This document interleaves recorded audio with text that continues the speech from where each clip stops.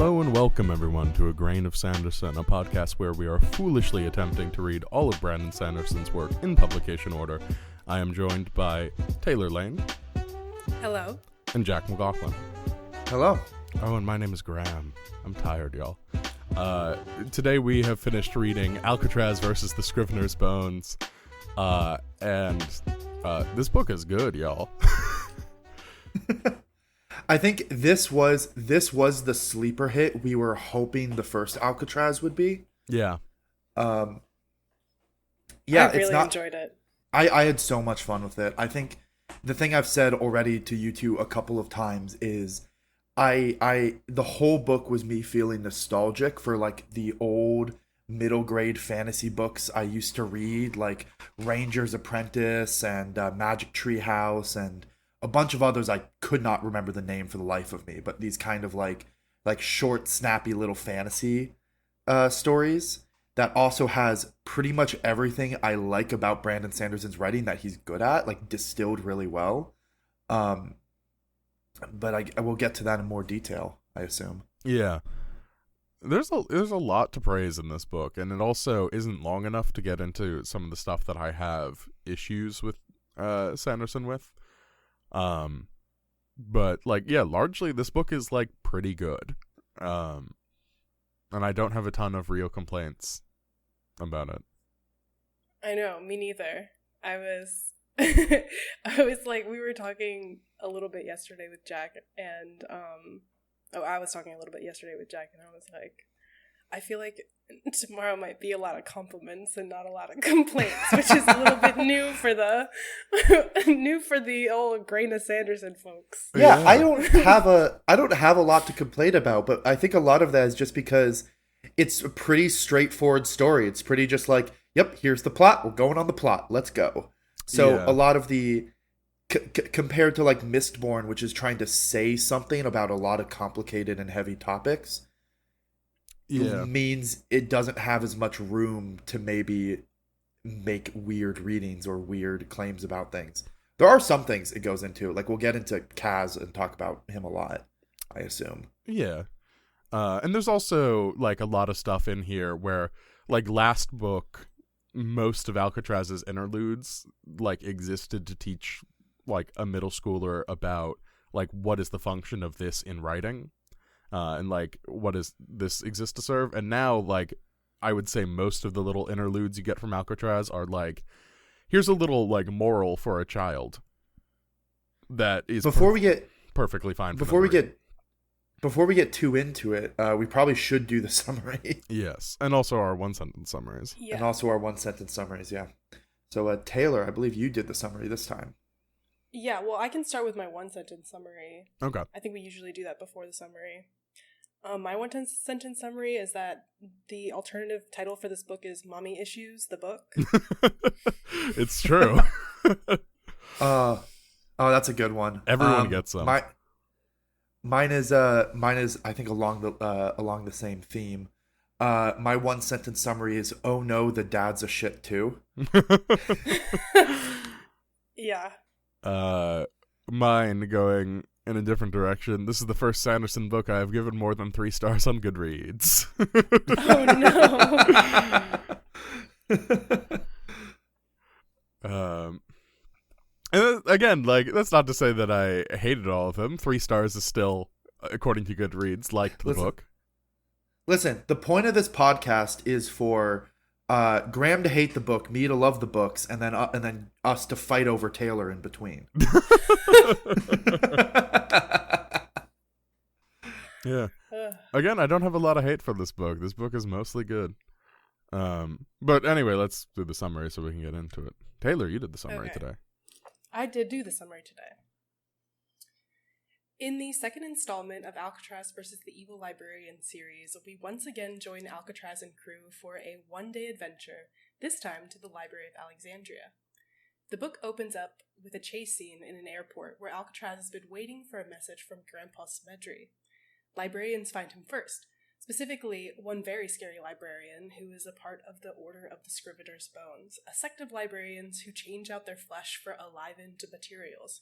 Think cyborg super soldier, where the price for the technology is is a piece of someone's soul. Alcatraz is saved by Bastille and 3 new characters, all riding on a flying mech in the shape of a giant glass dragon. We meet Australia Smedry, a ditzy oculator with the power to look ugly when she wakes up, Kazan or Kaz Smedry, Alcatraz's uncle with the power to get lost, and Drulin, Bastille's mother, who is a full knight of Crystalia. I think that's how you say it. Yeah. Knight of Crystalia. Through Drulin, we learn that the events of last book demoted Bastille from knight back to squire, and Bastille feels very, very insecure about this. Alcatraz finally gets a message from Grandpa Smedry saying that he's going to the Library of Alexandria. The crew decides to change course to follow Grandpa, and after some time, the Scrivener Bones librarian catches back up with them and starts to open fire on the glass dragon. After another fight scene, Alcatraz manages to use his talent to break the librarian's ship, but also breaks their dragon in the process, crash landing them on a beach. But it's okay, because Callus's talent leads them to the Library of Alexandria anyways, and the same librarian finds them again, forcing them to go inside the undead-infested library, where everyone is immediately separated. Walking around the labyrinth of the library, Alcatraz finds Bastille and eventually Kaz. He learns that the undead librarians have strict rules of conduct that they follow, and Alcatraz slowly learns to exploit them for the group's survival. But mainly, they use non-lethal traps to annoy people long enough to give up their soul for any of the books in the library. In the library, Alcatraz finds the tomb of Alcatraz I, where he learns his breaking talent is a rare, special, and has a very large potential to do a lot of evil. Therefore, we learn it is called the Dark Talent. In the climax of the book, Drulin is taken by the Scrivener Bones librarian, and momentarily stops Bastille and Alcatraz by triggering a trap that leaves them stuck in an unscalable hole. Before Bastille figures out a clever way to get them out, the two have a vulnerable moment together, where they talk about all the expectations that adults have placed on them that they feel they can't live up to. Back in the action, Bastille and Alcatraz confront the Scrivener Bones librarian. Having bested and neutralized Drulin, he wields her giant crystalline sword against the two teens. Bastille fights bravely, but is beaten. However, Alcatraz uses a clever trick to get the Scrivener Bones librarian to disturb a scroll on the wall by tying a string to the lens he came to steal from him. The evil librarian is defeated by being turned into an undead librarian through the rules of the Library of Alexandria. With evil defeated, they follow footprints through a new door, and find Grandpa Smedry a few rooms over, grieving over the loss of his son, Alcatraz's dad, Atticus Smedry, who we learned turned himself into one of the undead librarians for knowledge in one of the books. With his translator lenses back, Alcatraz is able to read the message his dad left for him on the walls, and figures that his father actually did have a contingency plan. He gave ownership of his soul to Alcatraz, and therefore Alcatraz could invoke the rules of the library and get his father's soul back from the undead librarians. In the end, we learn that Attica isn't secretly a super affectionate father who wants to make up for lost time with his son. In fact, we learn that he all but ignores Alcatraz. Yeah, it's kind of like a weird, like, sad beat for the book to end on. I know. It is a really sad beat. I know, and I was writing this summary, and I was like, this is a really sad thing to end on, but that's what the book ends on. Yeah. It doesn't just end with Alcatraz's dad being, which up until this point, like through all the secret messages or the clues, we get this impression of like a dad that has some grand quest has to go on, which is why he can't be with Alcatraz, but he's doing this for Alcatraz. And also, the dad's entire plan on how to escape relies on the fact that like his son will come to save him. Yeah. Right. But then it ends with Alcatraz's dad being very like, aha, yep, thanks for saving me. Let's go on to the next adventure. Just does not speak to Alcatraz at all. And it also ends with Alcatraz's mom, Mrs. Fletcher, apparently having arrived early enough to claim the dad's belongings, including the translator lenses, which means that the entire reason that cyborg Scrivener's lenses librarian that was chasing them, he was chasing them to get Alcatraz's translator's lenses. The librarians got them anyway. is kind of what the ending ended up being. Yes, I would like to point out that the bad guys got what they wanted, and Alcatraz's dad sucks. Yes. I would like to point out that the real ending of the book is even more of a downer because it's 2.5 pages of Alcatraz describing Bastille's gruesome death. Oh, Yeah, right. There's a running joke in the book that, it's like kind of I feel like when you're younger, it's really common for, kids to skip to the end of the book and read the last page first. I don't know if people still do this. I kind of thought that this was something that only young kids do. I'm sure there's so many people who are older and still do it. I remember just because I thought it'd be funny, I would sometimes skip to a page very late in the book, read one random sentence, and then close it because I just thought it'd be funny to have no context and try to think about oh, what the fuck did that sentence mean? So that would have worked on me because I would have then skipped to a page that said, and Bastille cried out in pain and died. I'm like, oh shit. Yeah, so he finishes the entire book, and then after the last pages puts two fake pages of Bastille dying gruesomely. And throughout the book up to this point, Alcatraz repeatedly said, oh yeah, Bastille dies at the end of this book, repeatedly, just throughout the story as well. Yeah, and for the record, when we do get to the final climactic scene, Bastille is bleeding out of her mouth and all these things, and Alcatraz is clearly panicking, and she's like, "Bro, I bit my tongue. I'm fine." Yeah, it does being fake so melodramatic. I think that's one of the reason why these books are so fun is it really feels like it's a book of Brandon Sanderson just playing a lot of little pranks on us with writing. Yeah. Well, I think the main thing that separates this book from the first is this Alcatraz Smedry is a different dude, and that's fine. Because while on a surface level a lot of his character traits are the same, this Alcatraz Smedry is suddenly really good with people. And, this is apparently something that happened between books off-screen, and I'm totally fine with that.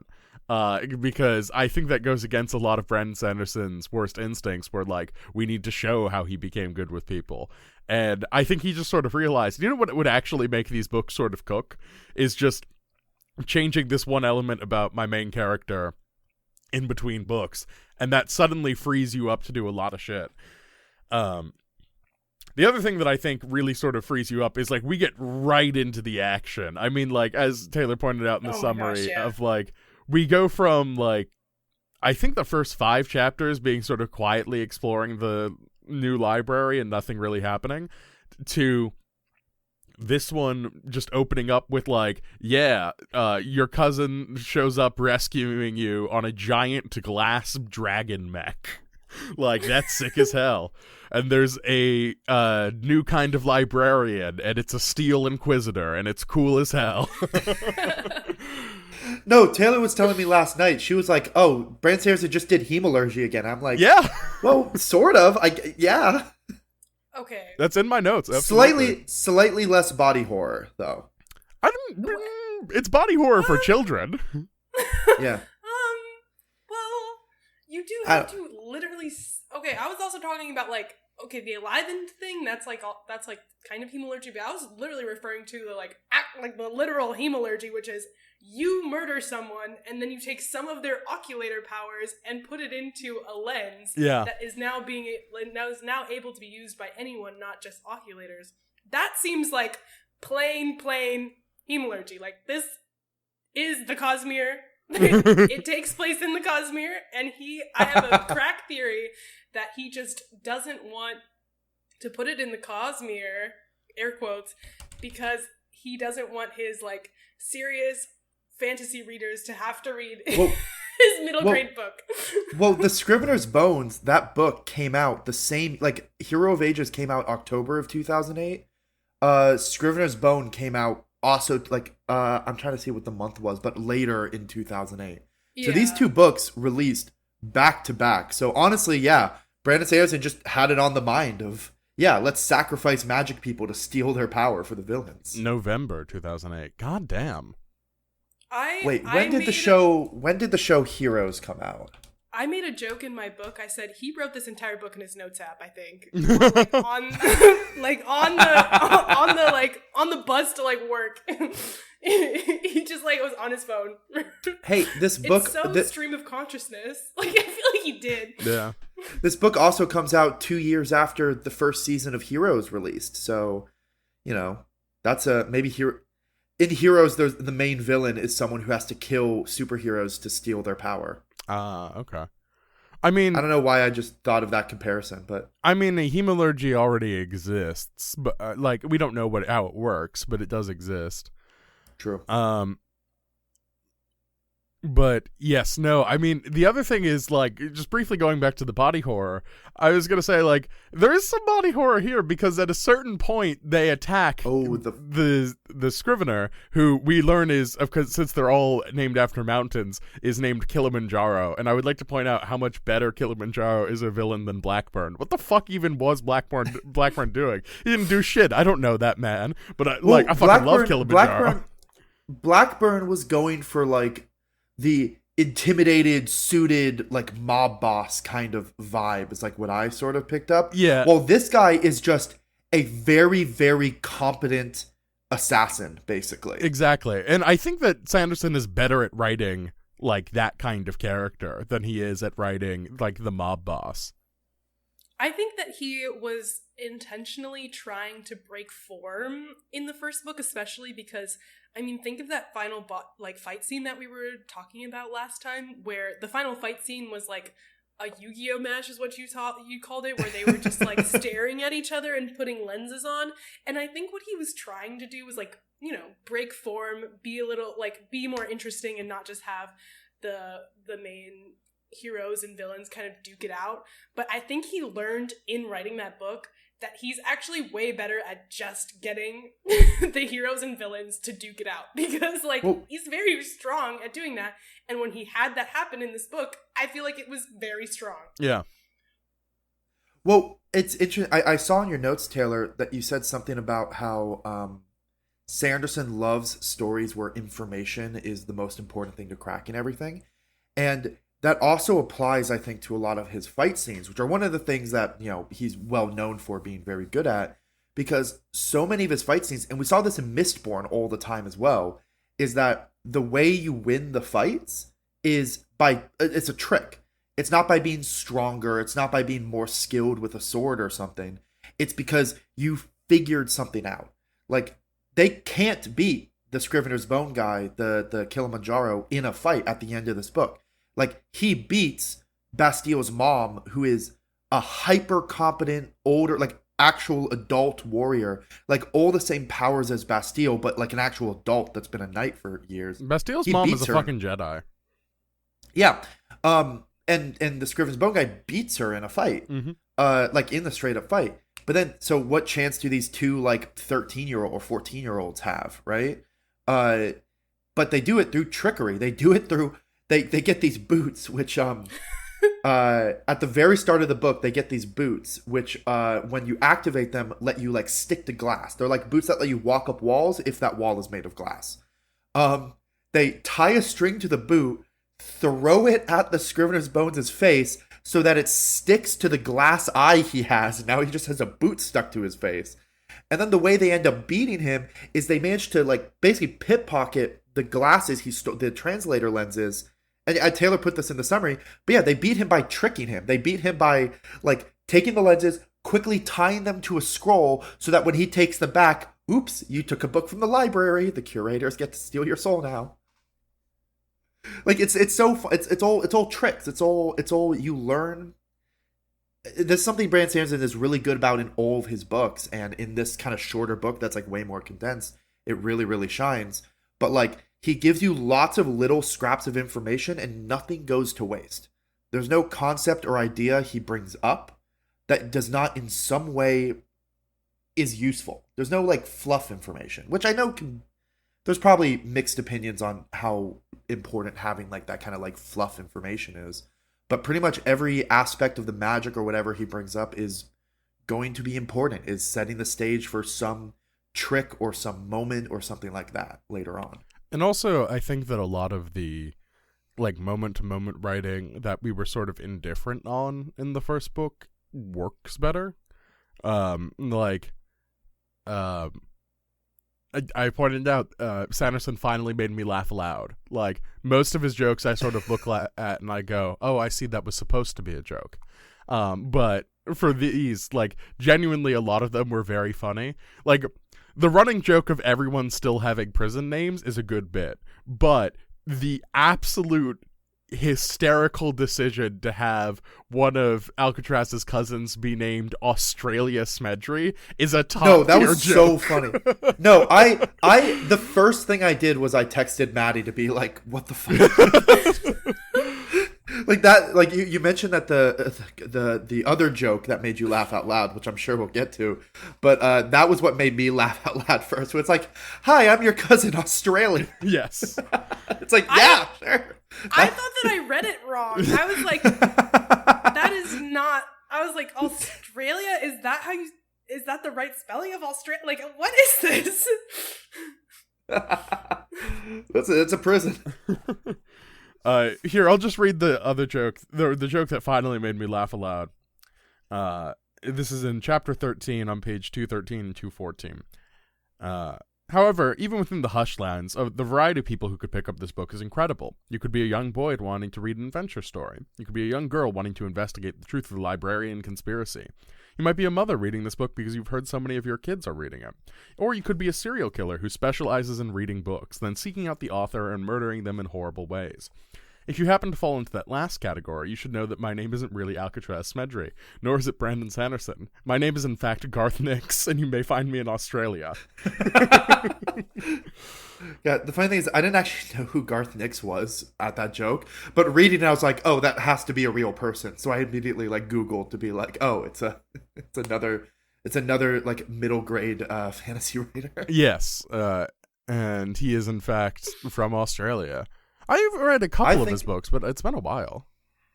I think more authors should take fun snipes at each other. Yes. When is Sarah J. Maas going to make a joke at Sanderson's expense in one of her books about his books being too long? Well, I mean, God. Sanderson is the one dunking on the fact that his books are too long in this one.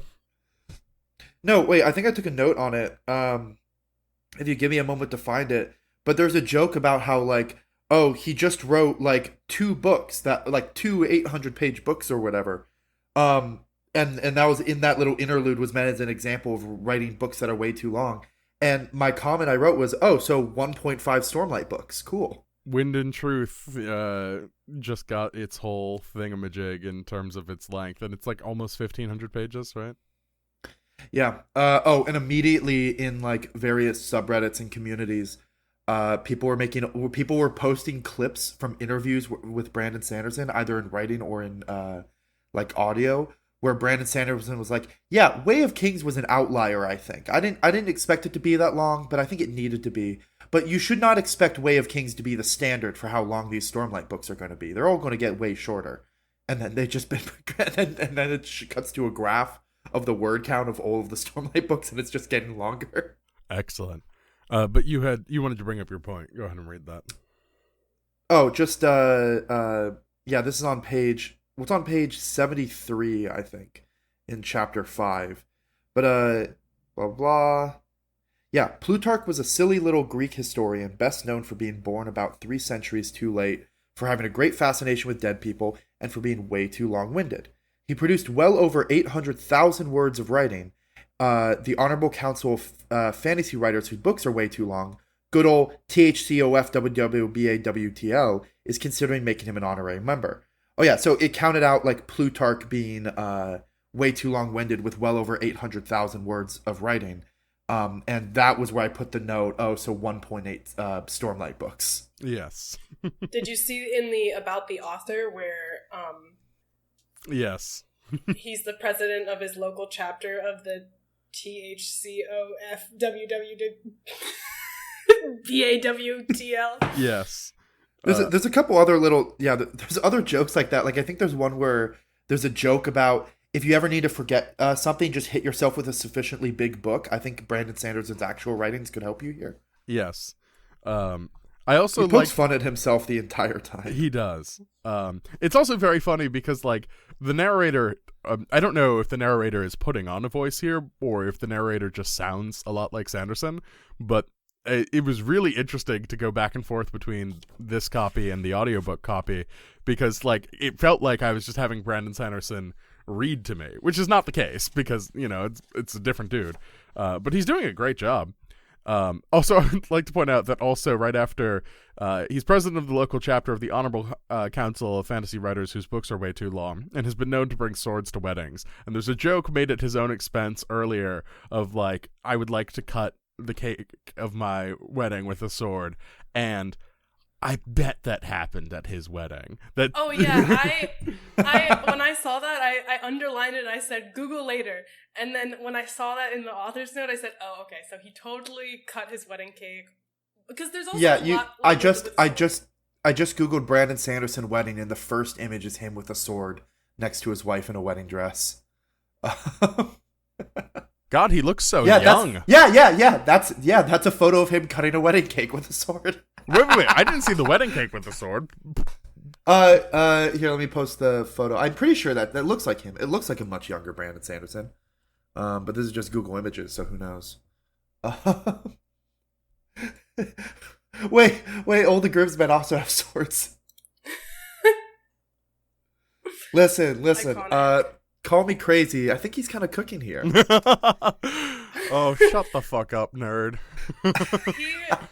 He talks about weddings a lot in this book, so that's why it also tipped me off. I was like, okay, he definitely brought a sword to his wedding.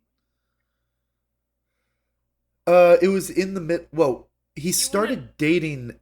Didn't he start dating his wife while writing Well of Ascension, or did he marry his wife while writing Well of Ascension? So if you read, because, okay, I'm a nerd who always reads pretty much every single, word in the book. So I always read the about the author and the acknowledgements. I'm a big acknowledgements reader.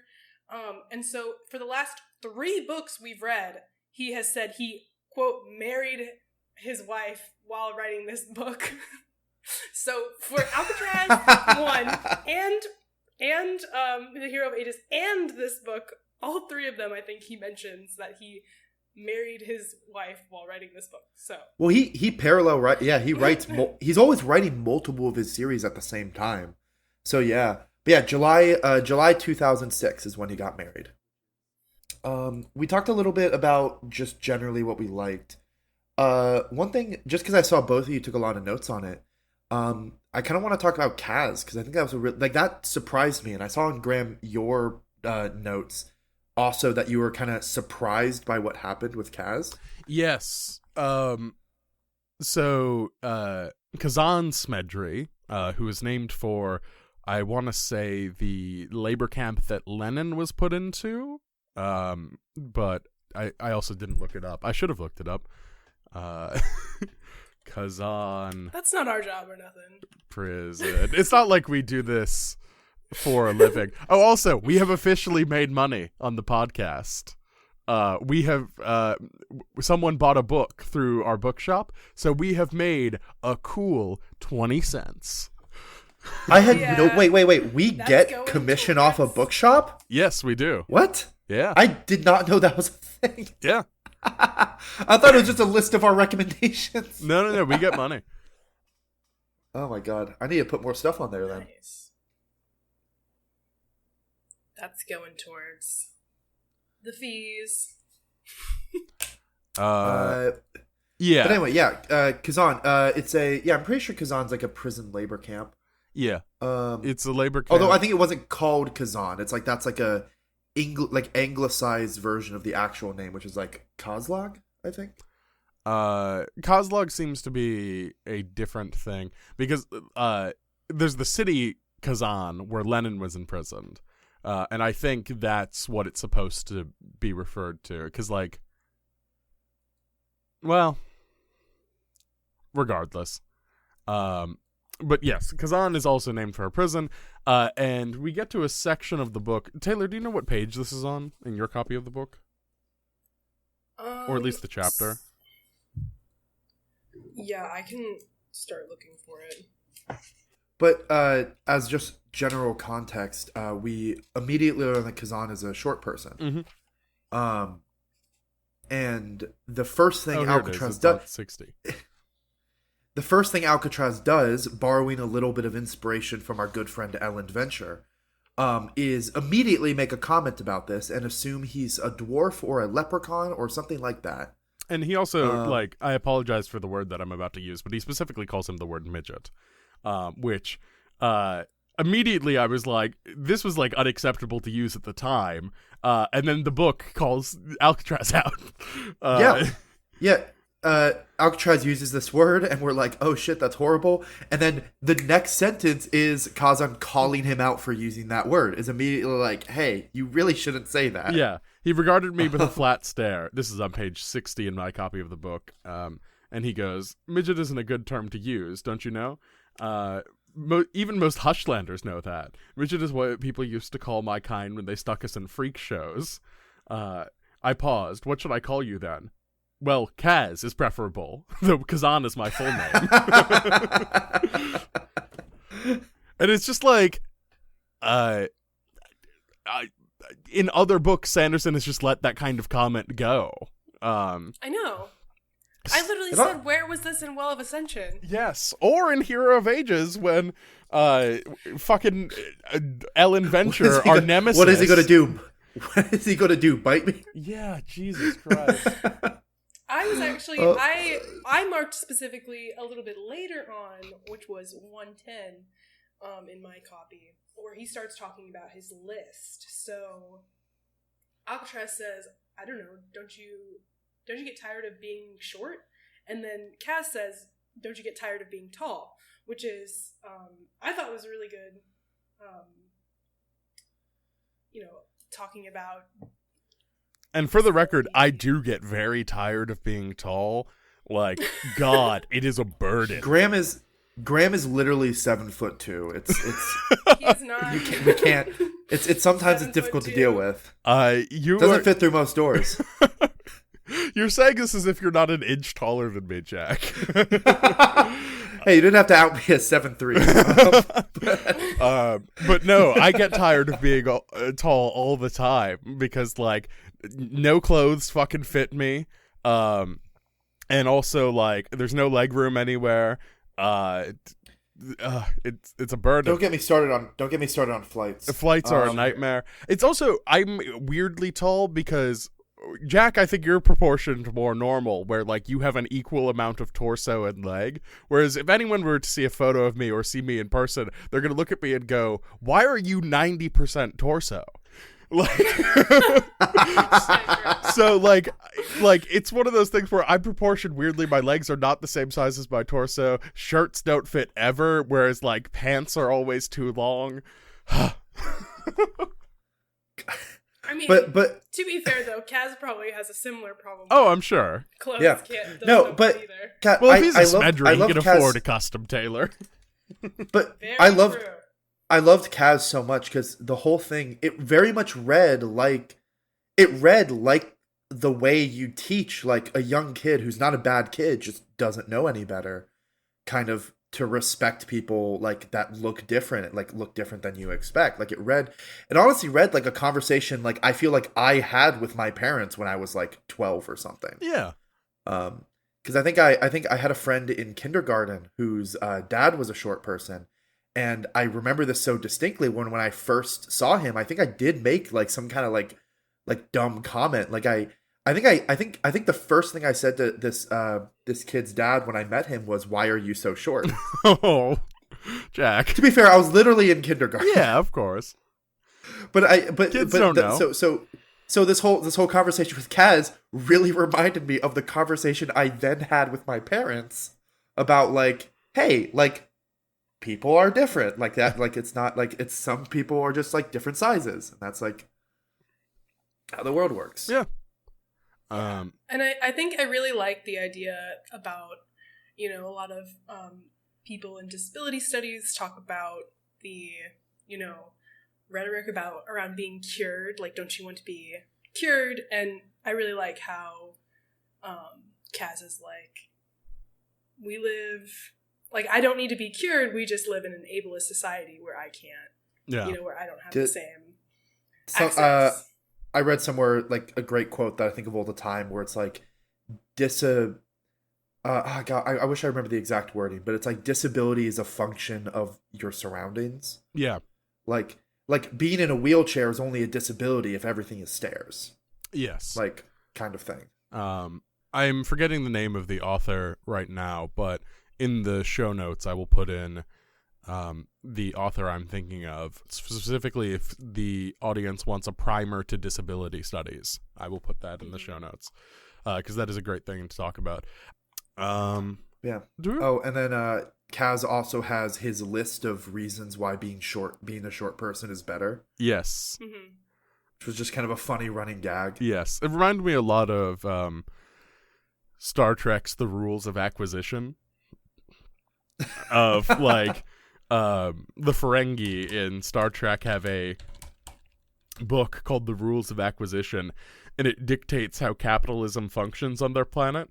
And it's just like mostly exists there for a joke. Like, it's the sort of thing of like, there'll be an episode of Deep Space Nine, and it's like, and as the 34th rule of acquisition states, peace is good for business. And the Ferengi responds, no, actually, that's the 35th rule. And she's like, huh, okay, so what's the 34th? And he goes, war is good for business. It's very easy to get the two confused.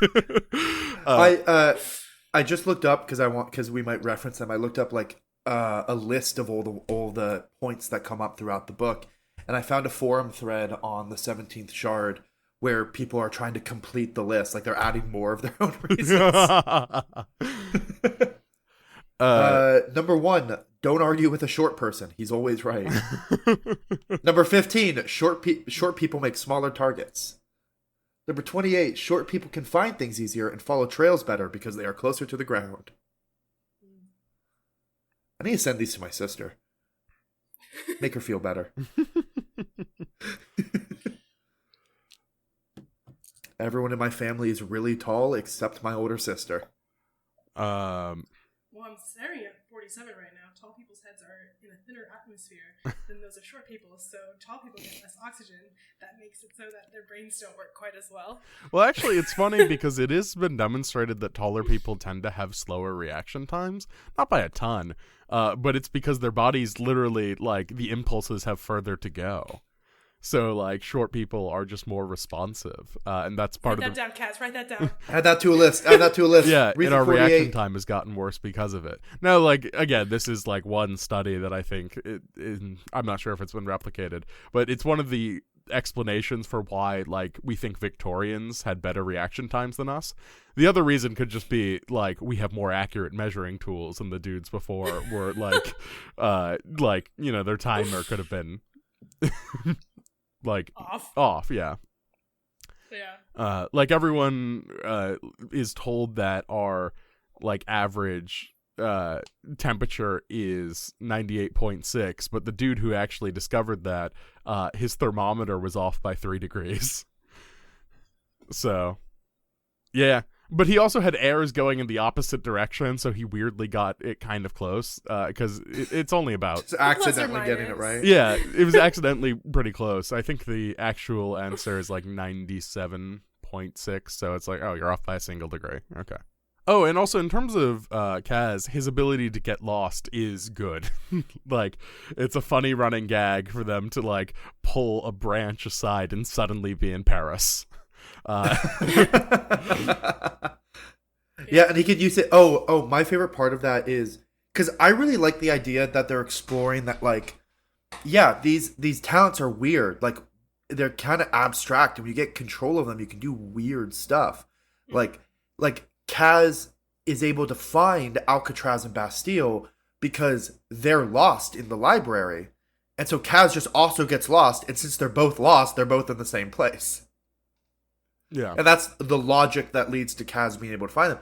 And then also, like, they're, like, trying to find Australia using the same trick. Like, okay, so Kaz, get lost, so you'll be in the same place where Australia is. But they're, like, having trouble finding her. And the cited possible reason is she might have found a map and so isn't lost. So it's harder so for they're us not to in the find same her. place. She also might have. I mean, I think what happened more likely is that she was following someone's footprints and wasn't lost. Yeah, that makes sense she as well. had the footprints, The tracker lenses. lenses.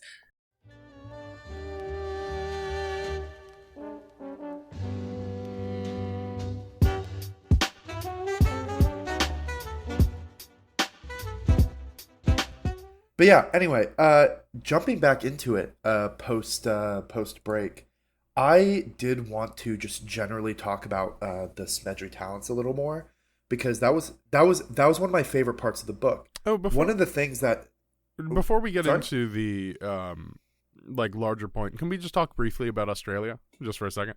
Oh yeah, Oh, sure. I did want to talk about Australia as well. Go for it. So, Taylor, I want to hear your point, but my first thing about Australia is, she's kind of two different characters in this book, because in the first half of the book, she's like a friendly, competent mecha pilot. And then in the second half of this book, she's absolutely useless. Not useless just in the sense that her skills don't apply, as in she's portrayed as being kind of ditzy and all over the place and always getting into trouble and not doing anything right. Yeah, which like is a fine characterization for like a children's book. But again, it's weird for her to go from like, I'm the only one who knows how to fly this mech, to being like, oh, I didn't realize that you needed rope to get out of that hole you were in. And it's like, what? But otherwise, like, I think she's kind of a cute character, but like that sort of characterization of her changing so wildly from like the first half of the book to the second half of the book, I was like, I mean, all right, I guess. But Taylor, what did you want to say about Australia? I guess I didn't even actually notice that. I just kind of wrote that off, I guess, to be like, she only knows how to like pilot stuff, but you do definitely need like a certain level of critical thinking skills to be a pilot. Even though she doesn't really make any decisions either, though. Like when they start getting attacked, she's like, what do I do? What tipped me off that I wanted to talk about Australia, I was like really excited that we finally got a woman Smedry in this book, because last book we had a bunch of new Smedrys that we learned, and all of them were men. And so I was excited. I was like, okay, we finally get our first Smedry who's a woman. And then immediately she is ditzy, stupid, and the first thing we learned about her is that her talent is based off looks, which I thought was a little bit weird. I was like, okay, so you get one woman and her talent is based off her appearance. That's a little odd to me. And thankfully, the way it shook out was that like it was like her talent is actually like changing appearances entirely. So like I'm glad that it wasn't like, haha, woman wake up ugly. Like her talent is waking up ugly, but the first time we see that happen is she wakes up and she looks like Grandpa Smedry. Like it's fully like transformed. Yeah. It's she, fully transforms. doppelganger power. It's I guess it's doppelganger powers only into people or things she thinks is ugly. Like, or I guess is kind of the implication there. Or not necessarily, but she would think of herself as ugly if she looked like that, because she makes the comment of like she goes to sleep once thinking of a warm summer's day and wakes up like as a popsicle. Which like was pretty good joke. But also also a callback to book 1 where Alcatraz makes a comment about how it's like harder to write good endings than it is to turn into a popsicle, or he says something along those lines. I completely missed that. I'm sure there are like jokes like that are all over these, but every time he talks about turning into a potted plant, I keep looking up Wild Magic and like 3E, which I think was what was out with third edition Dungeons and Dragons. Yeah, I should say fully, because not everyone plays that. But there's like in 5th edition Dungeons and Dragons, one of the like iconic wild magic things is that you like turn into a potted plant if you use your magic. So I thought that that's what he was referring to all the times he keeps talking about someone turning into a potted plant. But I looked up Wild Magic in 3rd edition, and there's no potted plant turning into. So I think that maybe that's just like a fantasy trope. It could also be an older edition of D&D. True. Because it's worth knowing. That came back for 5th edition. Yeah. What are you talking about? They invented D&D with Stranger Things coming out in. I hate you. I hate you so much. In 2014. Yeah. 2016. 2016. That was That's when they invented D&D, Graham. I hate you so much. Critical Role invented D&D back in 2014 when they started their stream. They started in 2015 for the record, but Whoa, you tell him, Graham. You really got me there. Tell him. Yeah. I have not watched Critical Role in like 2 or 3 years at this point. But Jack and I used to be huge fans. OG fans. Next yes. time we started in 2015. Second follow-up podcast. We go over every episode of Critical Role and do an podcast episode. No. Anyways, next podcast we will have for you where if turning into a potted plant was a thing that he got from D&D. Okay, yeah. That's what we'll do. It's also like we'll track him down and ask. This is now a D&D podcast. No. The other thing that's sort of interesting to think about at this period of time is you're right, Taylor, that it's 3rd edition and 3.5 that's out right now. But in 2008, we're also about to get 4th edition as well, and everyone, of course, hates it so much that Pathfinder unfairly, I'll point out. Unfairly, 4th edition is fine. But people hated 4th edition so much they're like, we're gonna do our own D&D, and that's how Pathfinder gets made. Yeah, I think I do want to talk about the talents, but we also should probably talk about what the library was like. Because speaking of D&D, I think I texted Taylor this early on in reading. I texted the group about how I just want to run a D&D game where the Library of Alexandria is a dungeon you have to go through. Because it was very fun. Like the whole thing with the Library of Alexandria is, so it's a group of, they're not exactly evil librarians, they're curators. They predate the whole librarian Hushlander versus Free Kingdoms thing. They're like really, really ancient. And what it is the Library of Alexandria is a collection of all written things, like all written knowledge. And it's not the actual one in Egypt. That one was like a fake one that burned down. This real one is like hidden in a desert, like buried underground. No, it's still in Egypt. It's just not still in Egypt, yeah. But it's not in Alexandria. But the whole thing is, so it's this huge, expansive library. But there are the curators, which are these undead skeletal wraiths that float around. And the thing is they can't harm people. But what they're supposed to do is, if you take anything, if you check out any book from the library, unintentionally or intentionally, if you read any book in the library, they get to claim your soul and you become a curator as well. Mm-hmm. So the whole book is, I expected when they first described this before they went into the library, that it was going to be like them sneaking around and avoiding the curators. But no, the instant they're in the library, the curators are there floating around. And they don't do anything to the, I almost said players. They don't do anything to the characters. They don't do anything to the characters except just kind of taunt and tempt the characters, trying to get them to take a book. It's like Bastille gets caught in like this wire trap where she gets like strung up by all these like ropes, and there's a curator there just being like, "Hey, I could give you a book that will tell you how to get out of this trap." Or they get stuck in all manner of like different like crazy situations, which is like the curators just float around basically being like, "There's a book for this. Hey, you want to find your friend? Hey, you want to beat the Scrivener's bones? There's a book that will help." Yeah. I just thought that was like it was just really fun throughout the whole book. I thought they were really funny. It's a their good entire joke.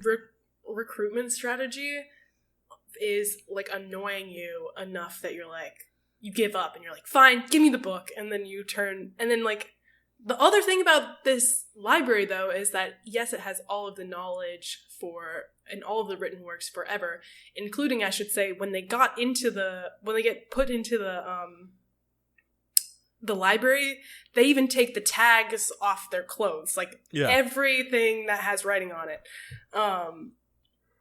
But the thing about what it counts is as a that, book you can check out also is very expansive. Yes. right, yeah, anything with writing on it, including like they find like gold coins at some point that have writing on it, and like that would have counted as a book Yeah. if he had like picked it up. Bastille saves And so- Alcatraz's life. Yeah, like the thing is, like, you can read the book, but you can't. These like undead curators can never leave. So once you have this knowledge, you can't leave and do anything with it. So it's like Which is then a useless. which is then a library. big which is then a big part of kind of the mystery, because the reason they're in the library is because Grandpa Smedry learned that his son, Alcatraz's dad, Attica. went to the library. Attica went to the library. And it's this whole thing where it's like, why would he go to the library? Like, he knows that any information he finds will lead to him being trapped. And the curators keep telling them, yeah, Attica already gave his soul to us. He asked for a book. We gave it to him. We own his soul now.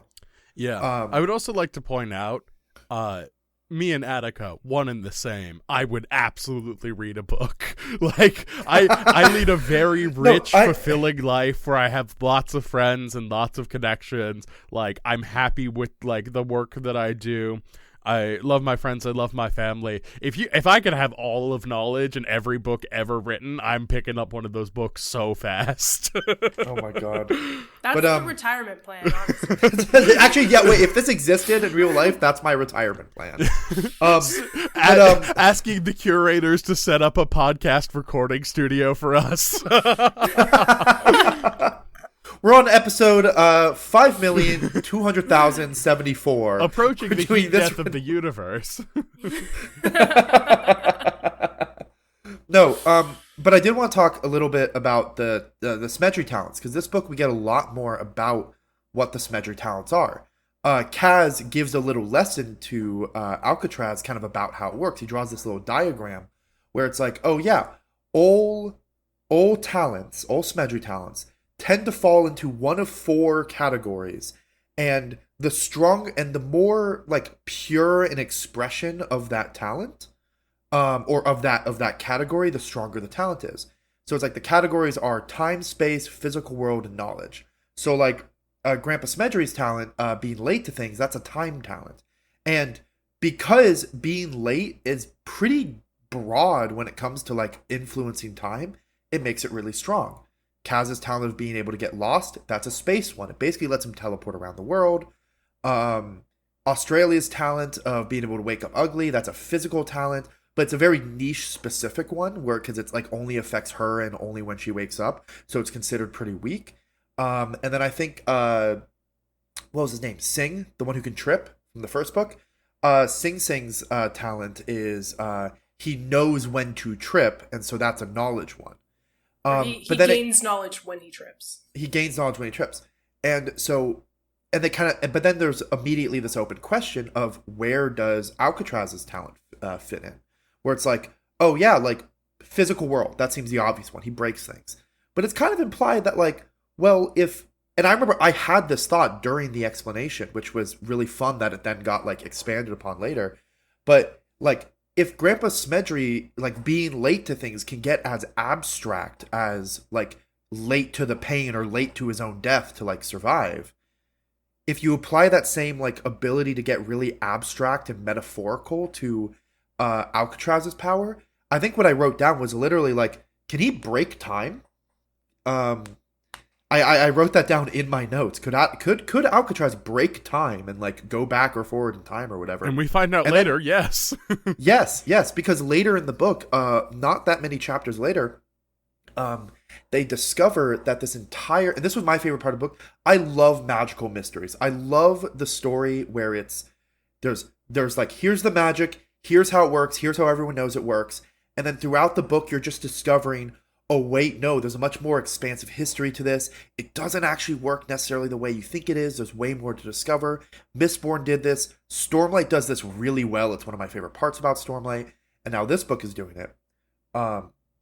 Where we find that the whole library is built around the tomb of Alcatraz the First. And the inscription on the tomb is Bearer of the Dark Talent. Yeah. Mm-hmm. Which is the title of an Alcatraz sequel. Like it's book 4, yeah. And then they go in and they find like another diagram that's like the same diagram as Kaz had written, except more expansive, more complicated, including the fact that in the direct center of all of the categories, time, space, physical, and knowledge, is breaking, is Alcatraz's talent. And then we learn that, like, we find the grave, Alcatraz the first, the bearer of the dark talent, the first person to have the breaking talent. And the sarcophagus is in this bubble of stopped time, because before he died, Alcatraz the first broke time, so that in this little bubble around his grave, it's like the same moment as when he died, forever.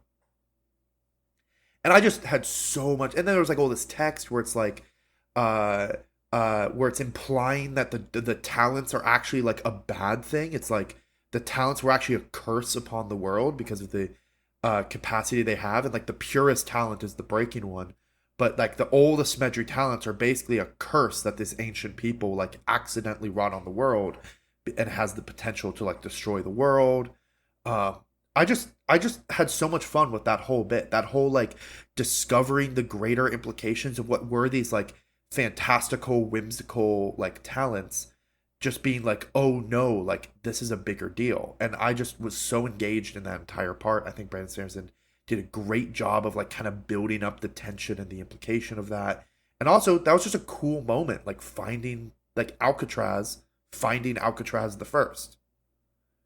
Yeah, I really loved learning more about the magic system. I think that, again, we talked about how this book is I talked about how I thought that the first book was him trying to break form in some way, and so like the way he decided to break form in the first book was being like, rar XD, so random, like look at these talking dinosaurs. And I'm so glad that he like really decided to put that away a lot in this book and kind of just let us find things out, let us like be in on the mystery of this world. And I just think that that whole chapter is like a really good, where they find this tomb and they're like learning all this new knowledge, is like a really good example of like where I think I'm glad that he put down this is so random blah like stuff, and it was like, yeah, there were only a couple of those jokes throughout the whole book, and they still don't really work, but most of the jokes in this book like are either jokes that are like perfectly serviceable and they work quite well, or they're like a banger like Australia Smedry. But there's a lot of jokes in here that like I would not have gotten if I was reading this in middle school, or maybe I would have. Yeah. But there are plenty of jokes in here that like are for the adults reading, which I appreciated. There was one joke that like I probably would not have appreciated as a child, but there's a moment where like Bastille is talking about how she doesn't like being a leader and she's very bad with people, and Alcatraz goes, well, you should have been a novelist, and Bastille immediately follows up with, don't like the hours. It's like, that's a great joke. Yeah, I think that's a callback to like the beginning of that chapter where he talks about being a novelist. I thought you were going to talk about the Bastille joke where they just got off of the but let me go find that real quick. But there's a lot of they don't actually curse in this book at all, but there's so many times where he's like, so and so like cursed, like you said, like they were like cursing at each other. I was like, oh, okay, yeah, it's very interesting that there's so much cursing going on. Oh, here it is. It's one of those things where like go ahead, Jack. I just want to say real quick, you mentioned the writing hours. Brandon Sanderson is partially famous for his bizarre writing routine. Yeah. Which is like he wakes up at 10 p.m. or 10 a.m., writes till 2 p.m., has like a day, does stuff, then writes 6 to 10 p.m., and then like is awake really late, like after 10. Like his whole schedule is like shifted to waking up in the afternoon and then just writing nonstop. So the hours thing is very like. He wakes like up at noon, Jack. That's not in the 2024 article. He's gotten better then, because the old one used to say that he woke up at noon. Yeah. Oh, never mind. No, never mind. The article goes on to say, I usually get up at noon or 1. Oh, fabulous. And write from 1 to 5. At 5, he stops. 5 to 10 is family time. And then he goes back to writing from 10 to like 2 a.m. Yes. There's a... Brendan Sanderson Okay, so and I I keep found similar schedules. I don't think he does that anymore. Is that like This was how updated was that? This was, so the source is an article Brandon Sanderson wrote. When's the date on this? I thought that 2021. changed. Oh, never 2021 mind. is when 2021 is when this article was that Brandon Sanderson wrote about his writing routine. I found the quote that I was looking for about the adult jokes that probably would have gone over some people's heads. It's on 96. Well, he said, surveying the beach. That certainly was interesting. Anybody dead? Raise your hand if you are. What if you feel like you're dead? Bastille asked, pulling herself free from the jacket. Raise a finger then, Cass said, walking down the beach to us. I won't say which one she raised. Yeah. Cute little joke. I was like, whoa, in front of your mother?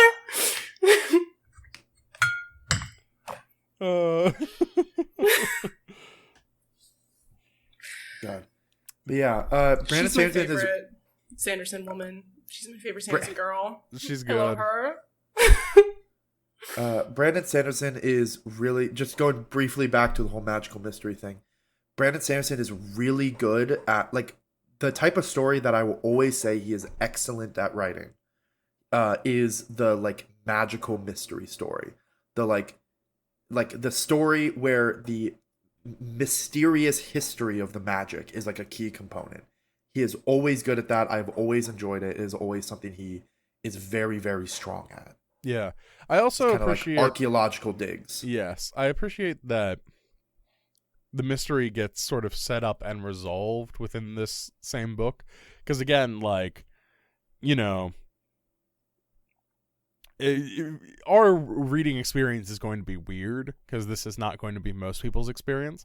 Well, actually, now that I think about it, that's not entirely fair to say. I was about to say, we're going to read The Way of Kings in December, and we won't get to see how it ends until 2028, 2029, I believe, somewhere in that range. And I was about to say that's not normal. And then I thought about it for a second. I was like, wait, actually, that is normal, because most people have been waiting 14 years for the latest Stormlight Archive book.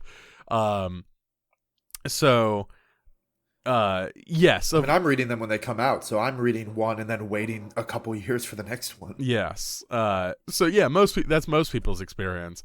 So it'll be interesting to see. I'm grateful to have this one resolved in this book. I mean, it's not entirely resolved. Like, Alcatraz still has the dark talent, and we know that's the title of the 5th book or the 4th book or whatever. And with that in play, it's one of those things where it's just sort of like, oh yeah, I'm sure that'll pay off eventually and we'll understand how all of this works. I think an important part though about the dark talent too, like moving forward for Alcatraz, is that he was the only one who could read it because he needed the translator's lens to read the text, and then he decides not to tell anyone what he learned because we're going to talk about this, but him and Bastille have very similar people-pleasing tendencies, or like validation, the need for validation. I mean, they're 13 years old, by the adults in their life, and I think he is really, he doesn't want to be a burden anymore because he had been a burden for a very long time, and so Alcatraz actually chooses not to tell the adults in his life that he has this really, really dark talent, which will likely come up in the future, where, he kind of is maybe getting in his own way. Yeah. With his insecurity. This book is a lot about insecurity, both Bastille's and Alcatraz's. Yes, and he comes back to the idea that, like, these books are about him becoming a bad person, and he uses the ship of Theseus as a comparison, which, if you're unfamiliar, the book does a good job of explaining it, but like Theseus had a ship. This is a thought experiment. Whether or not the ship ever actually existed is a matter of historical debate. There's like a couple of historians who are like ride or die for the ship actually existed. But the idea is Theseus had a ship. To preserve it, it was like preserved as a memorial on a dock, and as it rotted over time, they replaced every board. And once every board had been replaced, someone had the thought of like, is that still the same ship? And Alcatraz uses this as a metaphor for like his own experience of like, I've got the same body, but am I the same person anymore now that I've changed so much? And I do think that like that may be part of the reason, making a cold shot now, of Alcatraz. I'm guessing we will get to the end of the book, or end of the series, and there's a reason that the 6th book is written by Bastille. Like, Alcatraz is probably going to be so upset with himself that he can't finish the memoirs, and Bastille finishes the memoirs. And like the final book will be like the final confrontation, but from her perspective, or something like that. Interesting. That's my cold shot. I have no idea. I think I have like an inkling that I think that his horrible thing that makes him a villain is that he might have to kill his parents. I mean, I think he might have to kill his dad. I mean, obviously his mom is like evil or whatever. I still am on the Shasta redemption arc. I do think he might have to kill his dad. I'm still on the, well, I don't know. I made the Darth Vader comparison on the first Alcatraz episode with his mom, where it's like, I think we had some disagreement about this. I do think his mom is evil, but it's evil with like a little thread of good still in her, where she cares about her family and stuff, and that's going to be used to like pull her to the good side. And kind of going down that Darth Vader analogy, like maybe she does die because of something he did. I know this isn't a close readings like podcast, but I really do want to look at the note that Shasta, is that her name? Am I saying that even right? Shasta Smedry, yeah. That Shasta gives to Grandpa Smedry on 328. Oh, yeah. Can we like close read that together? Because I feel like that would be like helpful in like figuring out what the hell is happening with those 3 adults. Because there is something... 321 you said? I said 328. Okay. In my book, it might be different. Because do you have illustrations in your book? I have illustrations. I do as well, yeah. Also, I do want to point out from our first episode, Alcatraz's mom, Shasta Smedry, was to all of us, one of the most interesting parts, and we like talked about a lot. She only shows up in brief reference in this book. The only way she shows up is occasionally Alcatraz will think about her or make a comment referencing her. And also that one of the rules is that when... we haven't actually talked about how they got his dad back, but we'll get to that. One of the rules of the library is that when someone's claimed by the library, their family can come and claim their possessions. So before they managed to get to the library, Shasta Smedry had already been there, claimed Attica's possessions, and left a note for Grandpa Smedry to find.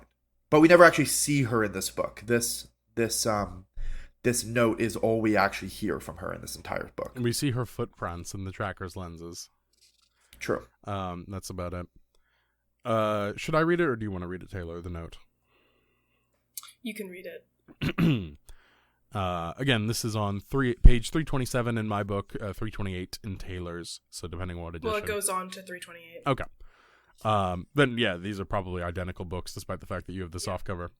I looked down reading the note. Old man, it said, I assume you got my letter telling you that Attica was coming to the Library of Alexandria. By now, you probably realize that we were both too late to stop him from doing something foolish. He always was an idiot. I've confirmed that he gave up his soul, but for what purpose I cannot fathom. Those blasted curators won't tell me anything useful. I've taken his possessions. It's my right, whatever you may claim, as his wife. I know you don't care for me. I return the sentiment. I am sad to see Attica finally gone, though. He shouldn't have had to die in such a silly way. The librarians now have the tools that we need to defeat you.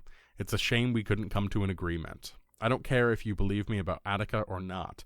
I thought I should leave this note. I owe him that much. Shasta Smedry. Shasta is also a mountain in California, for the record. Because, again, all of the librarians are named for mountains. What a bizarre note. The opening line. I assume you got my letter telling you that Attica was coming to the Library of Alexandria. Now, So why on God's green earth is Shasta messaging Grandpa Smedry about Attica going to the Library of Alexandria? Why is Attica still DMing his wife? Like, how does she know that he's going to the library? There is something going on between there's these something three. going on. Well, there's I think there's a couple things, right? Because later in I actually missed that. I actually missed that like note when reading first. That like, oh wait, that is weird. But my first thought hearing it now is one of two things. One is the rest of the letter kind of gives the impression that like her and Attica did split. Like they did actually have a reason to be like split, but still hold some kind of affection for each other. Absolutely. So it could have been out of the same thing that led her to say, I owe him that much, like to leave the note. Yeah. It could have been that same kind of like leftover affection where she's like, his family should know. It could have been also, hey, I know a great way to have the librarian's greatest enemy go into this very dangerous scenario where he might also die. Let me tell Grandpa Smedry that his son is here, and then maybe Grandpa Smedry will go get himself killed. Yeah. Yes, but she alerted Grandpa Smedry before she knew that Attica had turned himself Into a curator. So, like, it wasn't resolved yet. She didn't even know she was going to go get his things when she found out that he was going to the Library of Alexandria. This is so confusing. I want to know what's going on. Well, this letter she is written after she has arrived. The note she sent telling Grandpa Smedry exactly. was way before. Maybe she thought Grandpa Smedry was the one that can save him. Maybe she wouldn't be able to convince Attica to like back down from this, but she thought maybe his dad could. Well, no, here's the thing that I actually think. Here's the reason Shasta shows up to the Library of Alexandria. The librarians now have the tools we need to defeat you. It's a shame we couldn't come to an agreement. She just arrived, took Attica's things. She now has a pair of translator's lenses. She now has all of Attica's lenses, probably. And probably a pair of Oracle's lenses, too. Unless, like, Attica somehow managed to keep the curators from stealing those, given the unique way that he died, where he didn't actually have to permanently become a curator because he, like, gives his soul to Alcatraz, which, you know, but... Attica does make a comment about how Shasta now has his translator's lenses, though. Does he? Mm-hmm. Yes. Yeah, at the very end, he asks, like, oh, did you get the rest of my things? Okay. And Grandpa Smedry says, no, your wife got here first. And he's like, so they have the translator's lenses. Okay. That is, I thought I was making some, like, oh, look at me being smart doing this close reading. Meanwhile, I read that earlier and just, I read this at 4 a.m. It was so exhausted. Graham finished this 5 minutes before we started. I did not finish it 5 minutes before we started. I finished before I went to sleep. But I was working until 3 a.m. last night. So yeah, it's on the second to last page. Okay. Also, I will say I do quite like Haley Lizzo's art of Attica Smedry because he does look like the kind of motherfucker I would like to punch. Yeah. Do we want to? Or wait, no, we're still going with the close reading of this note. Yeah, like. It's a shame we couldn't come to an agreement. Like, she must have been... Seems like this kind of implies that she's kind of close with Grandpa Smedry. Like... Yeah. Like, they're in like, some regular contact, it seems. And, like, in the first book, it's, like, kind of given the impression that, like, Grandpa Smedry just, like, hates this woman and, like, thought that we learn more about... Speaking of learning more about the magic system, he says in the first book, like, she just married your dad for his talent. And we learn that actually spouses, you can take your spouse's talent, and so you both have the same talent, you and your spouse. It's not like when you become a Smedry, you get a new talent, which was kind of what I thought was happening. Yeah, that was a surprise to me as well, that Attica's talent was also losing. Yes. Right, yeah. Because yeah, imagine both your absent parents. You learn that their superpower is losing things. And it's like, oh. Oh my gosh, one thing I wrote down in my notes about that was maybe Attica and Alcatraz's mom are scared to lose Alcatraz, and I said if my parents told me that, I'd probably go supersonic and capital B break the tectonic plates or some shit. Which he might also just break space and time. I don't know. Good for him. Yeah, so she's still his wife from this. She's still, like, this is, like, kind of the, like, the tone of this note is, like, kind of sweet. She clearly, like, saying, like, I owe him that much. She clearly harbors some sort of love for this guy, and she declares herself still his wife. I think that they have been, you know, secretly still husband and wife for a while now, and, like, I think they see each other far more regularly than, than they tell Alcatraz. It reads very much like a letter you would send to an estranged, disapproving family member. Like, it reads very much to me like a letter where it's like, this is a family member that I had some crazy falling out with, but I have an obligation to communicate to them about this shared person we love. Like, it very much reads like she does not like Grandpa Smedry at all, but they both share this love for this one person. So it's like, this is the one topic that they are on the same side, which is like love and wanting the safety for Attica Smedry. I do think that there's like a level of familiarity between the two that is, like, interesting. Presumably, if they got married, like, there must have been a time where, like, things were kind of all right. I mean, Kaz sort of refers to this when, like, Alcatraz asks him about, like, what were my parents like? He sort of refers to this point of, like, yeah, there was a time where the marriage kind of was working.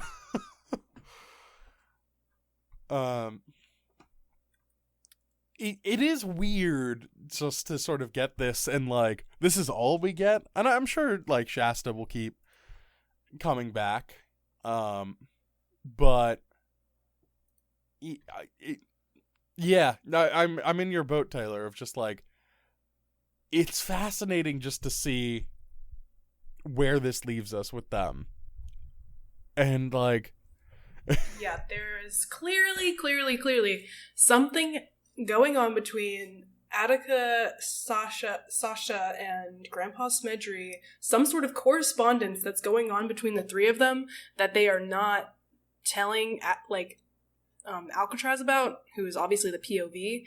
So there's, you know, this book is a lot about, like, the difference between children and adult and stuff like that. So I like that it's so clear that the adults have some adulting going on their own, that they're not telling their 13-year-old, you know, son about.